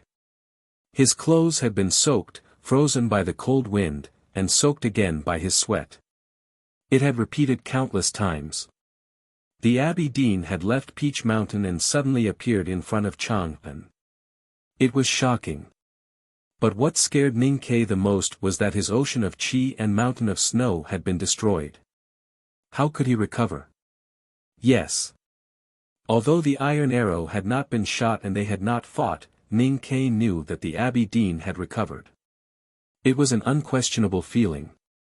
The Abbey Dean had completely integrated with heaven and earth. Ning Ke felt that he would lose the Abbey Dean's position if he blinked. It was like the knowing destiny state, but more wonderful. After a night of confrontation, Ning Ke had enough time to think. He thought a lot, but he could not get any answers. He could not understand what had happened to the Abbey Dean, so he could only focus on other things. He tried to figure out what was happening in the Peach Mountain and the Kingdom of Song through the Abbey Dean's arrival. Obviously, the peace talk had failed. Did the Abbey Dean really want to kill Yisu? What about Yi Hongyu? Was he not worried about the division of Taoism? Was he so confident that he could defeat the academy? Ning Ke wanted to see the division of Taoism, so he asked Chu Yuxian and Chen Qi to bring those words to Yi Hongyu. But he did not want to see the current situation. Because everything was out of his calculation, which made him very uneasy. The city gate was closed. The wind and snow were everywhere. The Tang army guarding the city had withdrawn. All of a sudden, the Abbey Dean looked toward the east. Ning Ke glanced at the east with his peripheral vision. The Abbey Dean had not spoken since last night. But he suddenly said calmly, you said you wanted to talk to the world. I want to talk to you too. Ning Ke wanted to talk to the world. In a sense, he wanted to talk to the Abbey Dean. The Abbey Dean wanted to talk to him, but he wanted to talk to the whole world. The Abbey Dean pushed the wheelchair down the cliff and floated down Peach Mountain, which proved that his ocean of chi and mountain of snow were recovering. He would be as invincible as before. This was a very important moment. At this moment, the first sentence he said to the world was simple, but it was like a thunderclap. He turned his eyes from the east and looked at Ning Ke on the city wall. Yi Su is dead. Yi Su is dead. Or, I killed Yi Su. Ning Ke was silent. He was neither angry nor sad, nor did he ask for details. Just a moment ago, he had also felt the strange changes between heaven and earth by the eastern seashore. He had vaguely heard something. His silence didn't last for too long. He sighed, and then he smiled. His smile was a bit bitter, because right now, his mind was a bit blank, and he didn't know what to do. Then, is Yi Hongyu also dead? He was not asking the Abbey Dean. It was more like he was asking himself with a strong negative attitude. But he knew that Haotian Taoism would definitely kill Yi Hongyu before killing Yi Su. One was the founder of the new stream, and the other was the great divine priest of judgment of the West Hill Divine Palace. Yi Su and Yi Hongyu were the two people who could change the course of history, and they were also the hope of the academy. Now that his hope had become an illusory bubble, how could he not be silent? Just as Yu Lian had predicted, he also believed that Yi Su's death might not be a great loss to the spread of the new stream, the academy, and the Tang Empire. It might even bring some benefits. But he also knew that many things could not be calculated so objectively and calmly. The academy had always understood this. If Yi Hongyu was really dead, the Abbey Dean looked at him on top of the city wall quietly and said nothing. A night had passed. The bowstring had penetrated his flesh, and 3 fingers of Ning Ke's right hand began to bleed. The blood dyed the bowstring red, and it dripped down like rainwater from the eaves, down the city wall, and onto the snow. There were many reasons why he didn't shoot the Abbey Dean. The most important reason was that he wanted to hold on to his hope. He didn't have the confidence to shoot the Abbey Dean with the primordial 13 arrows, so he couldn't shoot. Things that didn't happen could have many endings. But when the endings were destined, there could only be one and only one, gloomy conclusion, just like the death of Yi Su and Yi Hongyu. But how long would this standoff last? Was he going to pull the iron bow and shoot the indigo robe until the seas ran dry and the rocks crumbled? How long would the Abbey Dean stand in the snow? Did he want to block the entire Chang'an city by himself? What else did he want to do other than kill Yi Su? Ning Ke couldn't figure it out. He only knew that if this continued, his will would be destroyed by the Abbey Dean, even if the Abbey Dean did nothing but stand there quietly. Maybe, destroying his will was also something the Abbey Dean wanted to do. When the news of Yi Su's death came, the most critical moment had passed. Ning Ke made an action that even he didn't expect to make just a moment ago. He withdrew the arrow and put away the bow. With this action, the ice on his shoulder broke into pieces, and the snow on his clothes fell down. The Abbey Dean's eyes showed appreciation. But Ning Ke's expression was indifferent.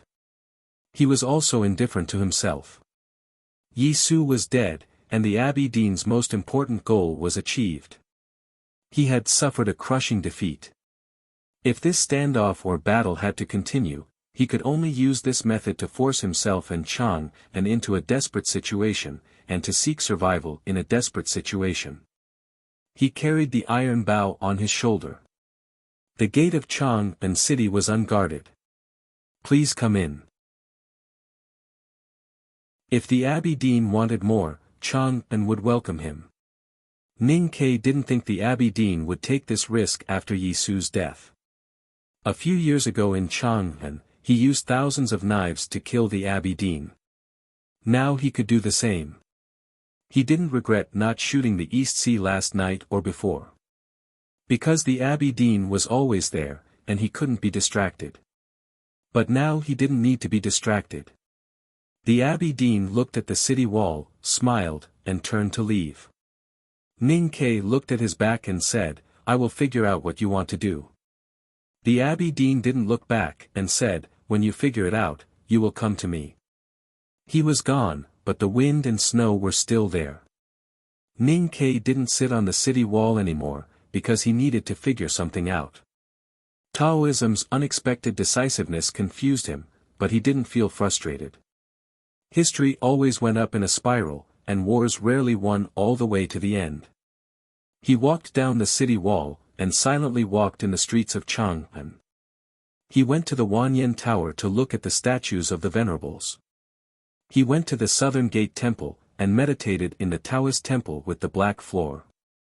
He didn't go to Lin 40th Street, but to Yenming Lake. He sat on the shore, and looked at the lotus leaves in the lake, which were like statues without warmth, gradually covered by the white snow. Years ago in the Wanyan Tower, he understood the talisman. In the Southern Gate Temple, he understood Taoism. In the Yenming Lake, he understood more principles, including life and death, and something beyond life and death. But now he couldn't figure out what the Abbey Dean wanted to do. The Abbey Dean was the most powerful person in Taoism, and the Academy's biggest enemy. Even the headmaster of the Academy couldn't erase him from the world. He was also Chen Pipi's father and Yi Su's teacher. Logically speaking, the Academy should know him well. But it was not until this moment that he realized he was unfamiliar with this person. He couldn't even give a relatively truthful description of this person. He knew that the Abbey Dean's name was Chen Mao, and he was a rare cultivation genius. But he didn't know his preferences, or his views on the world, or his spiritual orientation. Did he want to become a god or a saint, or to be quiet and do nothing? He sat on the shore of Yenming Lake for 3 days and 3 nights, but still couldn't figure it out. He didn't even have a clue. So he got up and left, and the place where he sat was quickly covered by snow. The headmaster Yen Sei turned into ashes and was buried in a wild grave in the suburbs.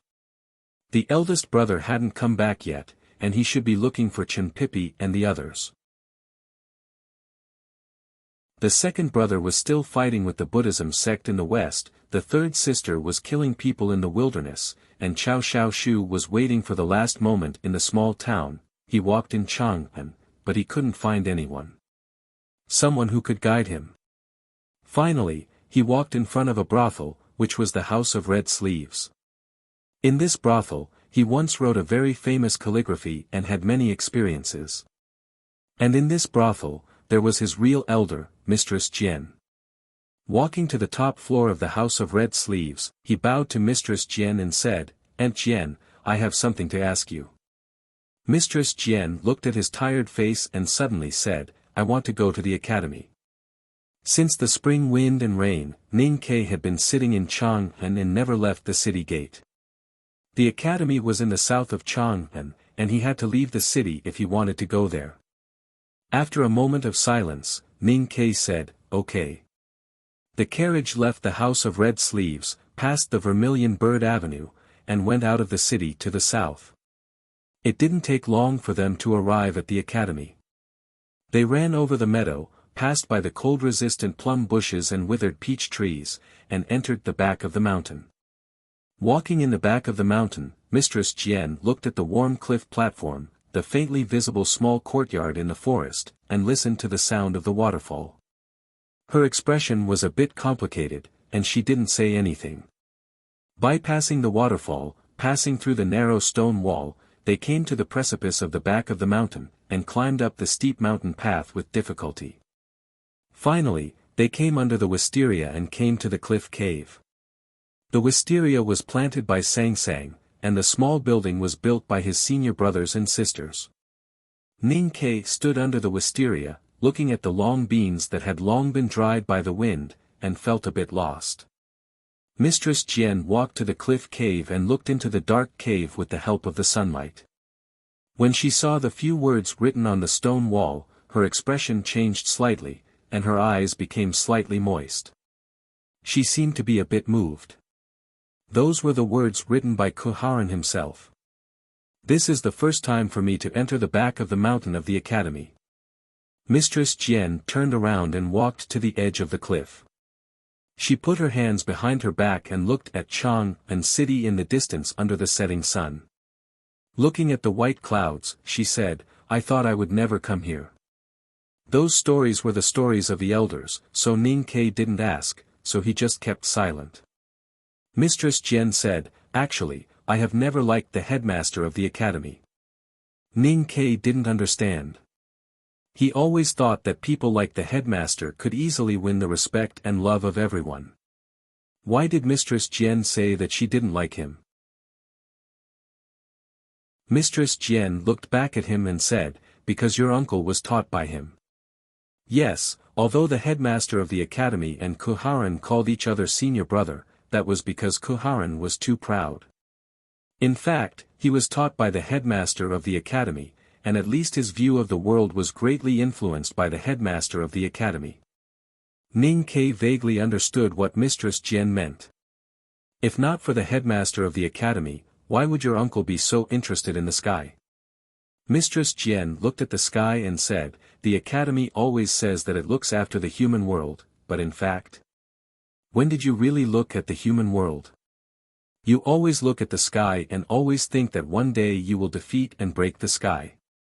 But when did the sky ever offend you?" What she said was very unreasonable, especially when she said it in front of this cliff cave. Back then, when Kuharan tempered himself in the cliff cave, the headmaster of the academy ate meat and drank wine by the cliff and scolded the sky. Until later, whether the academy's view of the world was correct or not, it could not be the concept of a fight between hooligans. He rode a black donkey and held a sword upside down. Lotus was not as good as him, and the Abbey Dean was not as good as him. He was invincible in the world. As long as he didn't get tired of living, he could live for another few thousand years. Then why did he die? Mistress Jian said, "Because he was so arrogant that he wanted to go against heaven, so he was killed by Haotian." Why did he want to go against heaven? Because he wanted freedom. Why did he want freedom? It was all because of the headmaster of the academy's influence. If not for the headmaster of the academy, would he have died so early? So it was all the headmaster of the academy's fault. Deducing from the conclusion and ignoring Kuharan's own thoughts and choices in the process, it was even more unreasonable to blame the headmaster of the academy for everything. In order to figure out the Abbey Dean's true thoughts, Ning Ke walked around Chang and city and pondered hard by the Yanming Lake. He was exhausted both mentally and physically. Finally, he found his only elder, but he did not expect to hear such unreasonable and irrelevant words. He could not help but sigh that women were indeed unreasonable. After saying this, Mistress Jian directly left the cliff platform and walked down the cliff along the mountain path. She did not say anything and did not pay attention to Ning Quebec. Ning Ke was speechless and could not understand what was going on. Suddenly, he vaguely understood something. Yes, what Mistress Jian said was completely unreasonable. Her words and actions were completely unreasonable. There was only hatred, just like the 2 times when Sang Sang ran away from home and left the human world. From his point of view, it was also unreasonable. This kind of unreasonable, in fact, was also a kind of reason. This was Mistress Jane's way of telling him that when he did not understand something, he might as well ignore it and deduce it from the result without reason. Sang Sang abandoned 20 years of love and thousands of years of companionship in the chessboard. She left him in the human world and mercilessly returned to the divine kingdom. This showed that she was still Haotian. No one could understand why the Abbey Dean killed Yi Su. So instead of thinking about the reason, they just looked at the result. Taoism would be seriously weakened, but the new stream would not be suppressed. This was the biggest puzzle for the academy. But according to Mistress Jian's thinking, it was some kind of proof. The final result was that the foundation of Taoism would be shaken and Haotian would be weakened. This was the result. Ignoring the connection between cause and effect, not thinking about the process between the beginning and the end, and not guessing the Abbey Dean's intention, one could get close to the truth as long as one stared at the result. The Abbey Dean hoped that Haotian would be weakened. This was too absurd, too illogical. It was as unreasonable as what Mistress Jian said. But Ning Ke knew it was true. He looked up at the distant sky and remained silent. Heavens, I'm just forgetting about the heavens. Everyone says that I've forgotten about Sang Sang. I love her so much, how could I forget about her? It's just that she's so high and mighty, so how can I easily make an appearance? Writing a novel is indeed not an easy job. I've been working hard. I hope that I can make everyone happy, and I hope that I can keep writing happily. Shake hands, my dears. Let's have a good time together.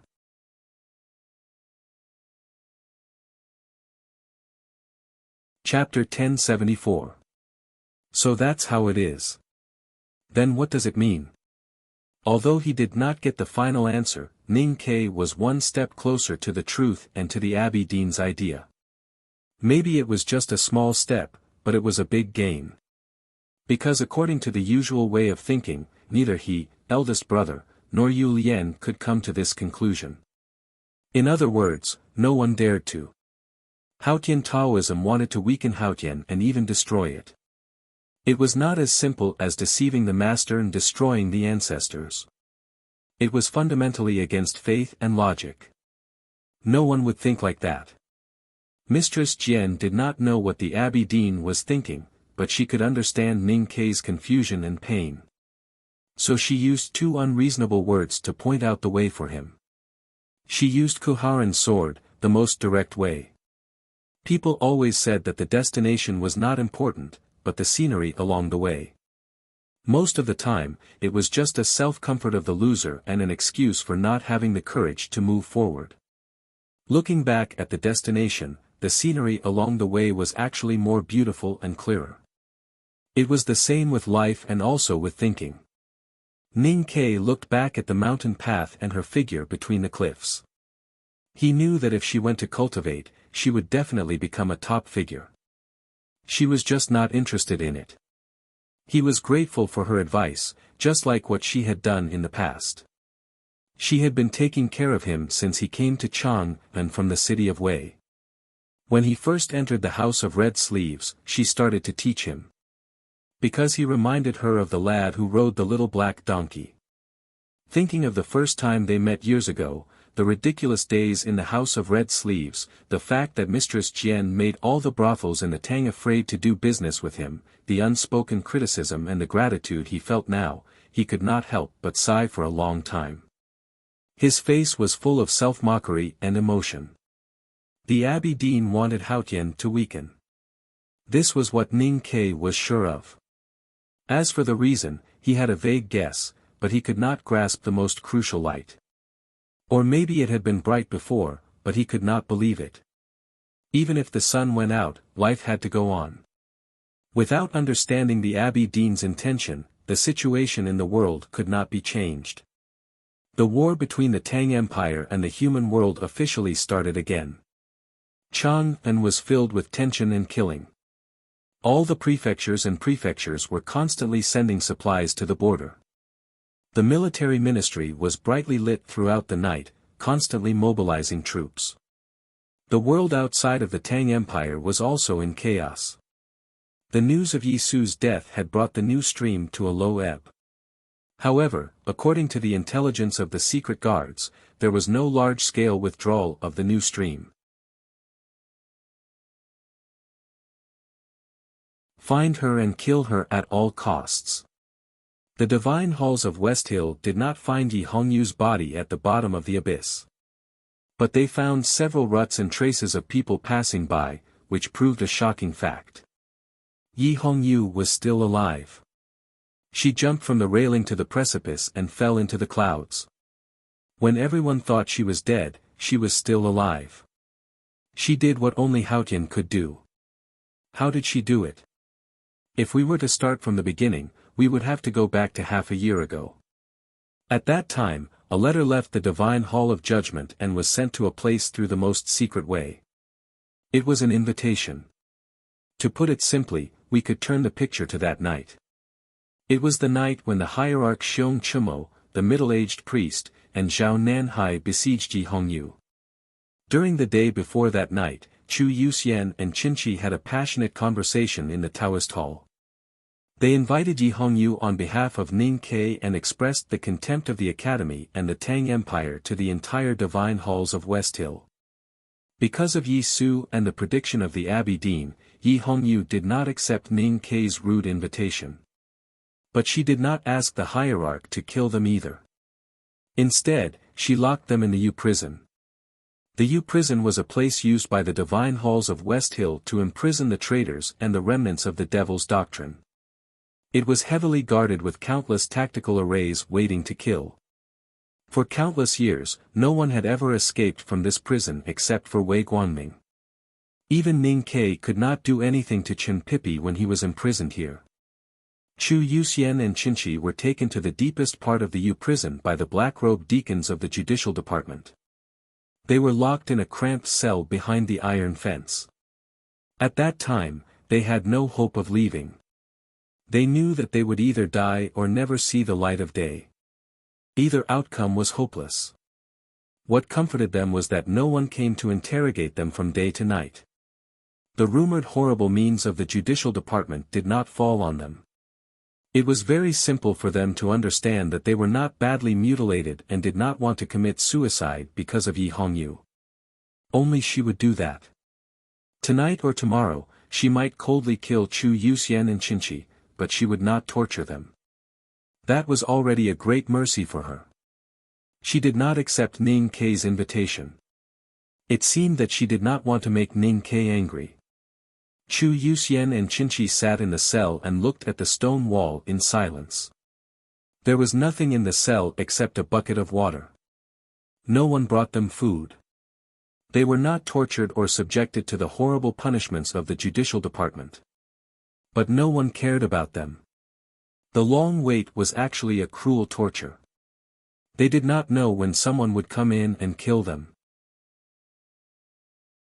The psychological anxiety made Chu Yuxian a little uneasy, and his face became paler and paler. Qinqi's thoughts were much deeper than his. He was wondering if Yi Hongyu was waiting for them to kill themselves by hitting the wall when no one was paying attention to them. A quiet environment always made people think too much, especially for Qinqi, who was good at scheming. The more he thought about it, the more he felt that it was true.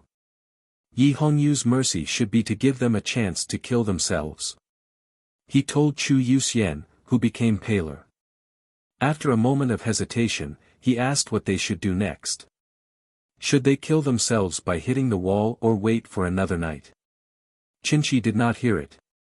Just when Chu Yuxian asked, a horrible bang came from outside the cell, which completely covered Chu Yuxian's most courageous question in his life.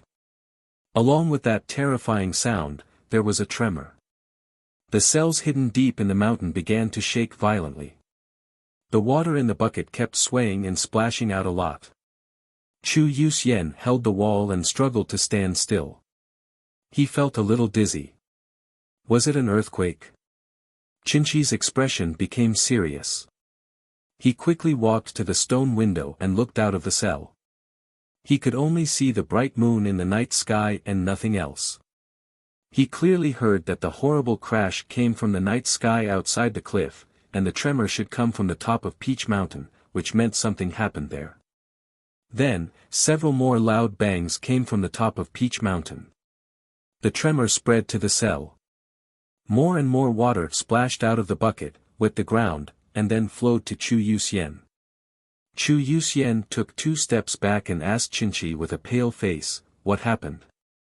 Qinqi shook his head and said, "I don't know."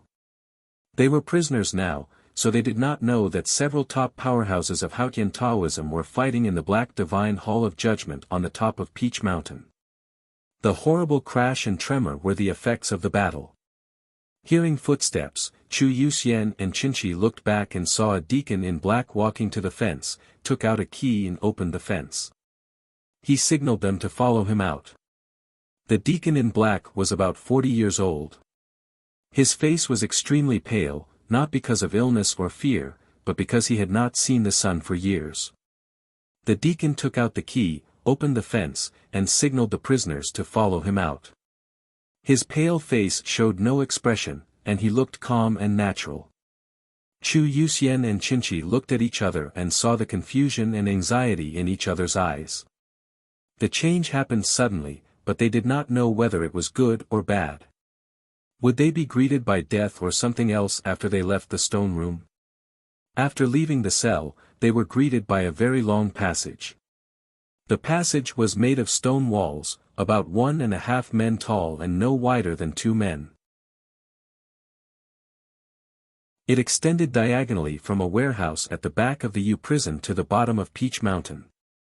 The dim light cast their shadows on the dry ground. The sound of their footsteps was unusually clear.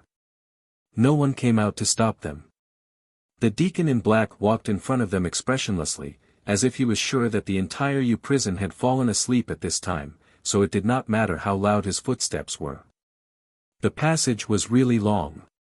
Chu Yuxian and Qinchi walked in it for 4 hours. Their feet were sore, their eyes were dizzy, and their calves were about to cramp, but they still did not see the exit. Qinchi keenly noticed that the walls of this part of the passage were covered with light dust, and there were traces of wind blowing on them. The oil stains on the oil lamp were still fresh. Judging from the wind blowing, they were about to reach the bottom of the mountain according to the slope of the passage and the distance they had walked. He relaxed a little because the passage was coming to an end, and then he became nervous again. All the details showed that no one had walked through this passage for at least decades. There was such an unknown escape passage hidden in the U prison of the Divine Halls of West Hill. Who built it? Where was the black-clothed deacon going to take them? Qinchi guessed the truth, but he was even more shocked and puzzled. As the great divine priest of judgment, Yi Hongyu naturally knew the biggest secret of the U prison, which even the hierarch did not know. She was the only one who could keep the entire U prison silent. But why did she secretly let him and Chu Yuxian go? Finally, they reached the end of the passage. The deacon in black pressed a black brick to deactivate the mechanism, took out his Taoist sword, and carefully pulled out several bushes with deadly thorns in front of them. Then he walked out with Chu Yuxian and Qinchi. Outside the cave, there was freedom. Countless starlight fell from the night sky, filtered by the clouds between the cliffs and melted by the miasma at the bottom of the abyss, turning from milky white to a strange purple. Looking at the strange purple starlight, Qinchi and Chu Yuxian were equally excited about freedom and confused. For a moment, they were stunned and did not know what to say. The deacon did not give them a chance to speak. He turned over his palm and put 2 pills into their mouths. When Chu Yuxian realized what was going on, the pill had already entered his stomach and melted. He was shocked and angry, especially when he felt the malice and burning pain in his chest and abdomen. He thought he was poisoned, which made him even more indignant. If you want to kill me, you can just kill me in the cell. Why did you let me out of the cell and poison me after walking so far to the U prison? How painful it is to give people hope and then make them despair.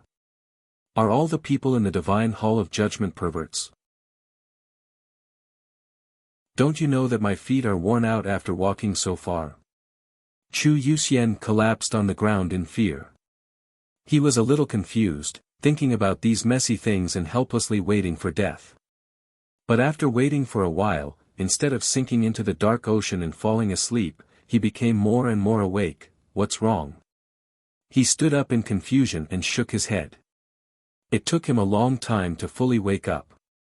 When he saw the miasma under the starlight and remembered the information he read in Chang'an, he realized that the pill was not poison, but an antidote to the miasma. He could not help but feel embarrassed. He wiped the sweat on his forehead and the rotten leaves on his body. Then he walked to the deacon and Qinchi in front of him. When he was about to move forward, he found that the two did not mean to. Most of the trees at the bottom of the abyss were vines without large leaves, so it was not accurate to call it a forest.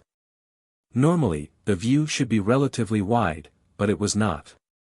Most of the starlight in the night sky was covered by the clouds and mist between the cliffs, which was why it turned into that weird purple color.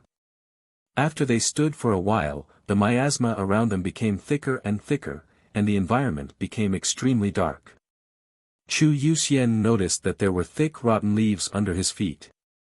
Looking at the vague shadows of vines around him, he suddenly felt a little cold when he thought of the horror of the abyss behind the U prison. The miasma in the abyss contained natural toxins, as well as the resentful thoughts left by the dead prisoners in the U prison.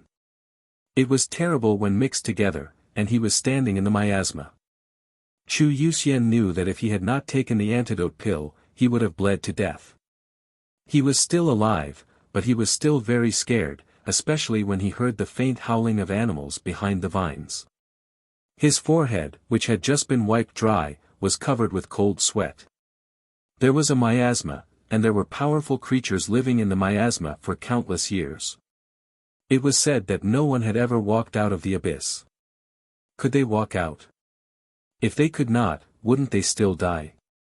Chu Yuxian thought in fear. Looking at Qinshi and the deacon who were standing still, he did not understand why they did not continue to move forward.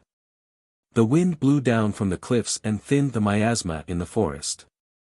When the starlight shone again, Chu Yuxian noticed that there was a pool nearby, and there were some vague shadows on the other side of the pool, which should be carriages. How could there be carriages in such a dangerous isolated area? Whose carriages were those? Who was in those carriages and waiting for who by the pool? Waiting for him? Then why didn't they go there? Chu Yuxian narrowly escaped death tonight and encountered the abyss of certain death. His spirit had been repeatedly shocked, and he had become a little confused. He kept thinking about these messy things. As the brain of the fish dragon gang, Qinshi was known for his coldness, so he was much calmer. He only glanced at the carriages for a few times, and then looked up at the night sky like the deacon beside him. Something should fall from the night sky. At this moment, Qinshi vaguely understood something. It seemed that the Academy's plan had succeeded. Yi Hongyu was really going to betray Taoism. But why did she choose to leave in the middle of the night and choose such a dangerous path? What puzzled him the most was whether Yi Hongyu would really jump down from the top of the Peach Mountain, break through the clouds, and fall directly here as the black-robed deacon hinted. The top of the Peach Mountain was as high as the sky. There were countless dangers between the cliffs and the miasma at the bottom of the abyss. No matter who jumped down, they would definitely die. Sang Sang didn't die because she was Haotian. Ning Ke didn't die because Sang Sang jumped down with him and hugged him tightly in her arms when they landed. No one came to hold Yi Hongyu, and Sang Sang had already returned to the Divine Kingdom. Then how could she survive? She could not survive. Qinshi thought desperately. The hierarch Xiong Chumo, the middle-aged priest, and Zhao Nanhai all thought the same. Even the Abbey Dean had the same thought. Between the cliffs at the back of Peach Mountain, there were two startling grand formations. In the clouds and mist, there were many ancient inhibitions. Those were the wisdom accumulated by Taoism over countless years. They were not managed by the Divine Hall of Judgment but operated on their own as if they were alive. They grew stronger and stronger with the help of nature. Apart from the difference between the top of the mountain and the bottom of the abyss, the most dangerous part of the road in the night sky was not the poison in the miasma, but the array that represented the wisdom of Taoism. Even if Master Yen Sei came back to life, he could not break it in a short time, not to mention in the moment of falling.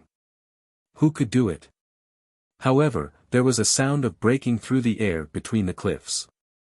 Someone had really jumped down from the top of the mountain. Qinshi became extremely nervous. He was not Ning Ke, so he could not have such blind confidence in Yi Hongyu. He always felt that he would see Yi Hongyu die in the next moment. Yes, as he had thought before, no matter how powerful Yi Hongyu was, even if she suddenly learned talisman Taoism skills like Yen Sei, she could not survive. But she still jumped down. She was seriously injured by the three giants of Taoism. She walked to the railing, but did not look into the distance. Instead, she calmly walked to the cliff under the starlight and fell into the abyss together with the snowflakes. No matter how he looked at it, she would definitely die. At this moment, a complex array intent was generated in the miasma at the bottom of the abyss.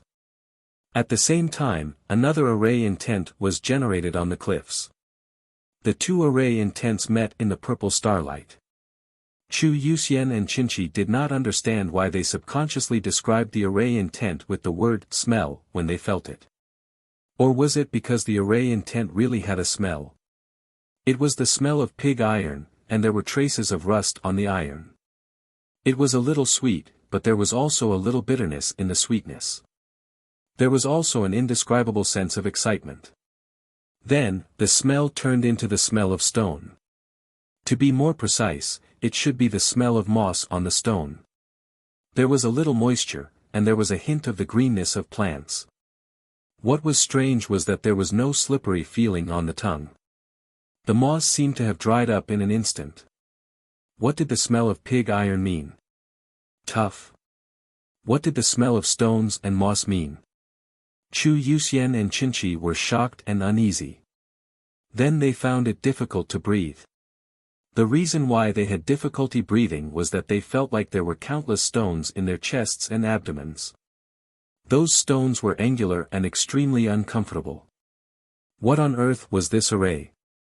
They looked back in shock at the beginning of the array intent, the carriage on the opposite side of the pool.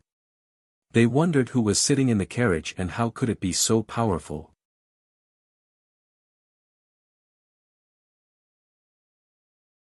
Chapter 1075.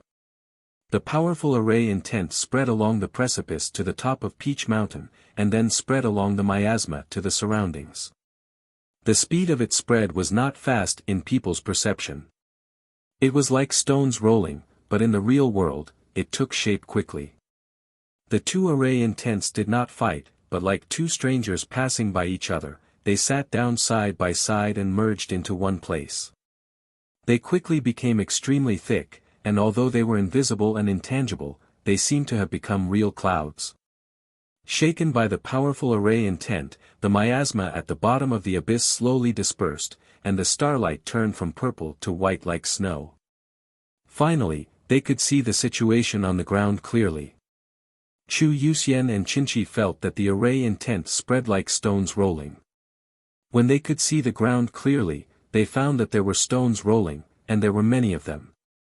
Thousands of stones rolled on the ground beside the pool and spread out, vaguely forming some kind of pattern. Together with the pattern, the clouds floating between the precipice also showed some kind of pattern. Something more amazing happened on the precipice. There were still stubborn wild trees growing between the smooth and seamless stone walls. They had withstood the wind and rain and the majesty of the Taoist array for countless years, but they refused to wither. At this time, being called by the array intent, those wild trees with the strongest vitality began to move between the precipice. Their roots were still deeply rooted in the soil behind the stone walls, but their leaves kept swaying under the starlight. This was a big array, a real big array. This formation was truly huge. The thousands of stones at the bottom of the abyss, the shaking trees between the precipice, the falling gravel, and the pattern of clouds and mist were all part of this big array. If the array was a big talisman, then every stroke of the talisman was moving the mountain and breaking the earth. The heaven and earth were the paper, the stones were the seal, the fog in the abyss was the ink, and the pool beside the carriage was the inkstone. This big array was amazing, and the person who could set it up was even more amazing. It was hard to find such a person in the world today. Even in the long history of cultivation, probably only the great divine priest of light who founded the devil's doctrine, the founder of the Black Ink Garden, and the mighty people who set up the Peach Mountain array in the divine halls of West Hill could do it. Even if they were resurrected, it would take a long time to set up such a big array. Besides, it was not easy to disturb the grand cultivators on the top of the Peach Mountain during those days. Feeling the powerful array intent, Qinshi was finally no longer as cold as before. He was more confident that Yi Hongyu could survive. He continued to look up at the night sky. The big array intent set up by the person in the carriage seemed to spread slowly, but in fact, it only took a very short time. Yi Hongyu, who jumped down from the divine hall of judgment, was still an inconspicuous black dot on the precipice. There was a shrill whistling sound between the precipice. The figure fell at a high speed without any support. Even though Qinshi knew that something would happen later, he still felt that the scene was too shocking. It was indeed shocking, because there were originally two arrays between the precipice, and the cliff. And intent of. The eye-catching array was a wonderful array used by the West Hill Divine Palace to prevent prying. It might not have much effect on Yi Hongyu, who was falling at a high speed, but what about the heart? How could her Tao heart continue to be calm? An invisible array intent formed between the cliffs. The array intent was infused with the cold and murderous intent of Haotian Taoism, as well as the hatred of countless generations of prisoners in the Yu prison. The killing intent was so strong that it made the world tremble. The stone wall trembled, and the clouds outside the wall also began to tremble. The vibration caused by the array intent landed on Yi Hongyu, who was falling at a high speed, in a miraculous way. Vaguely, her figure paused in the night sky. The divine robe of judgment, which had been severely damaged in the previous battle, was shaken into countless shadows. They were not blown out by the mountain wind between the cliffs, but by the shocking array intent. The tremors came from the outside and landed on her Tao heart. Her sea of consciousness began to surge with countless waves, and her heart began to beat faster. It was as if her sea of consciousness would overflow in the next moment and her heart would rupture. Back then, Ning Ke was almost killed when he climbed slowly between the cliffs. What about her tonight? Fortunately, Ning Ke was helped by the bright moon that night. The warm and tranquil moonlight helped him survive. Tonight, Yi Hongyu was also helped by the array intent from the bottom of the abyss. The wild trees between the cliffs kept moving back and forth within a very small distance. The leaves rustled, and the soil at the roots cracked. The stubborn and powerful vitality kept cleansing the resentment from between the cliffs. The thousands of stones at the bottom of the abyss completely activated the array intent in the fog and clouds beside the pool, and spread toward the array that had been passed down for countless years in the divine hall between the cliffs. That array intent was very faint, like a candle flame that could not be blown out. It landed gently on the precipice and covered the shocking array intent, leaving not a single spot untouched. The stones at the bottom of the Daming Lake had been silent for countless years, but they could isolate the world. The same was true for those stones at the bottom of the abyss. The shocking array on the cliffs was greatly affected. An inconspicuous pebble flew into the air like a sharp arrow and pierced a hole in the array that covered the eyes. At that moment, Yi Hongyu's figure had just landed in the hole. With a swoosh, a hole appeared in the air outside the cliffs.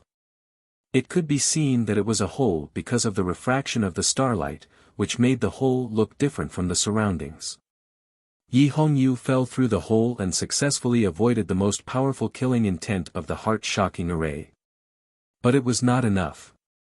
Because she continued to fall, and because of the power of the earth, she fell faster and faster. Finally, she seemed to become a meteorite. She was very powerful and a genius of Haotian Taoism. But she was a genius of Haotian Taoism. She had never cultivated and could not cultivate the skills of the devil's doctrine. So she could not jump down from the sky like Yu Lian and Tang. If she landed on the surface of the abyss like this, she would definitely fall to her death.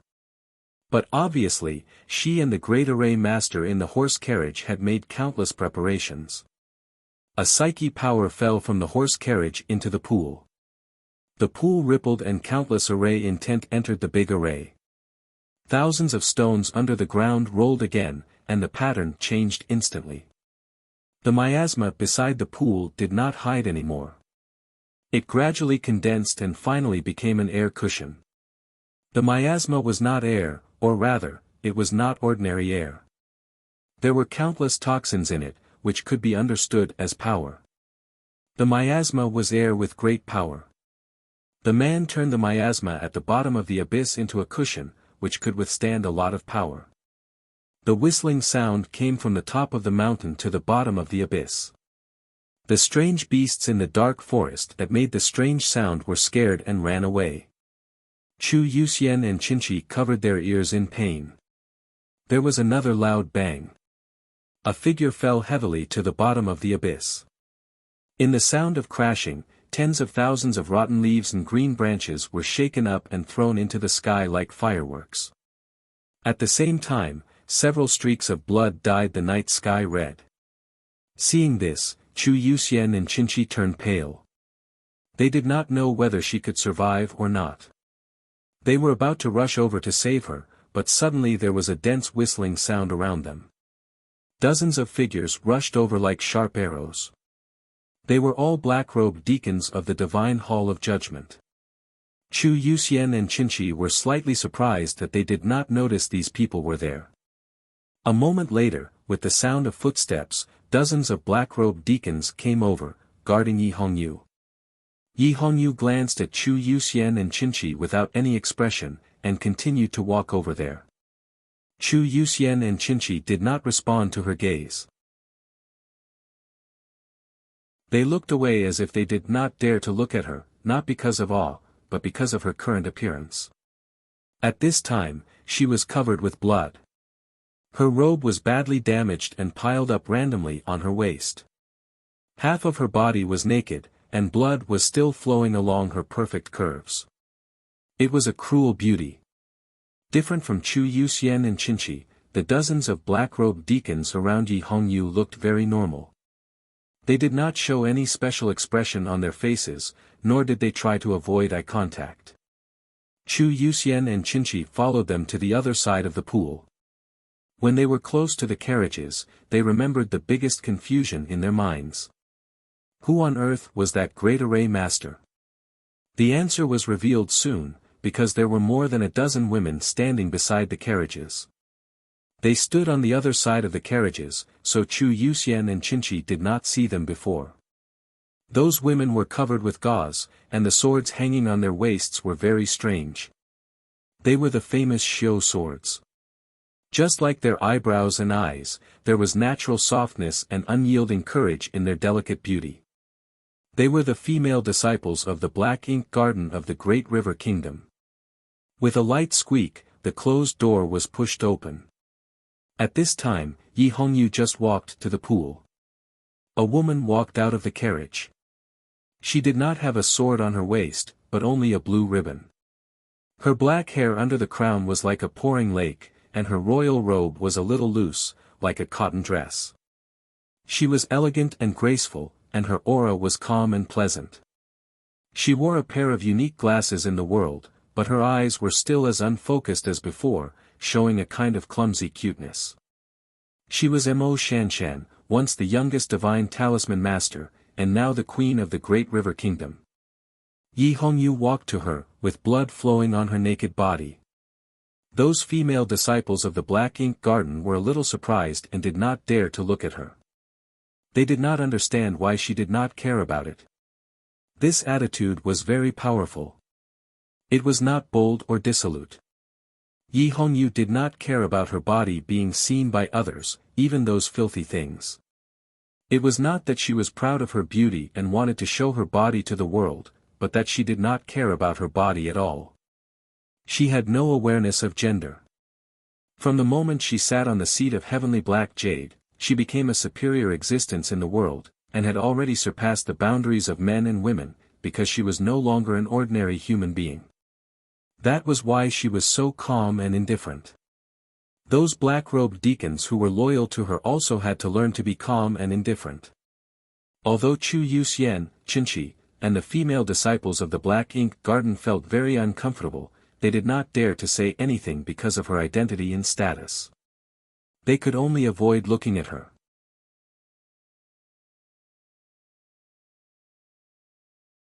She had to ensure that it was kept secret and could not be discovered by the abbey dean and the hierarch. Moreover, a shameless person like Ning Ke could not know about it. She only trusted those who were worthy of her trust. In today's cultivation world, probably only the eldest brother of the academy, Jun Mo, and a woman who was very different from her, but in some aspects very similar to her. Many days ago, a letter left the Divine Hall of Judgment, crossed the surging river through the most secret channel, and arrived at the capital of the Great River Kingdom, which was full of maple leaves. It was quietly sent to the imperial palace. Mo Shanshan, who had been the ruler of the Great River Kingdom for several years, spent a lot of energy on such a simple letter. She let the people and the divine halls of West Hill think that she was still in the imperial palace, but in fact, she secretly left the Great River Kingdom and came to the divine halls of West Hill. She even lived in the U prison for many days. You're tuning in to the Han Lee's Wuxia Chronicles YouTube channel. We're so grateful for your support, and don't forget to subscribe to join us on this incredible journey through captivating stories. Your generosity through donations truly makes a world of difference, as it's the primary source of revenue that allows me to expand and enhance this channel for you. Thank you from the bottom of my heart for being a part of this adventure.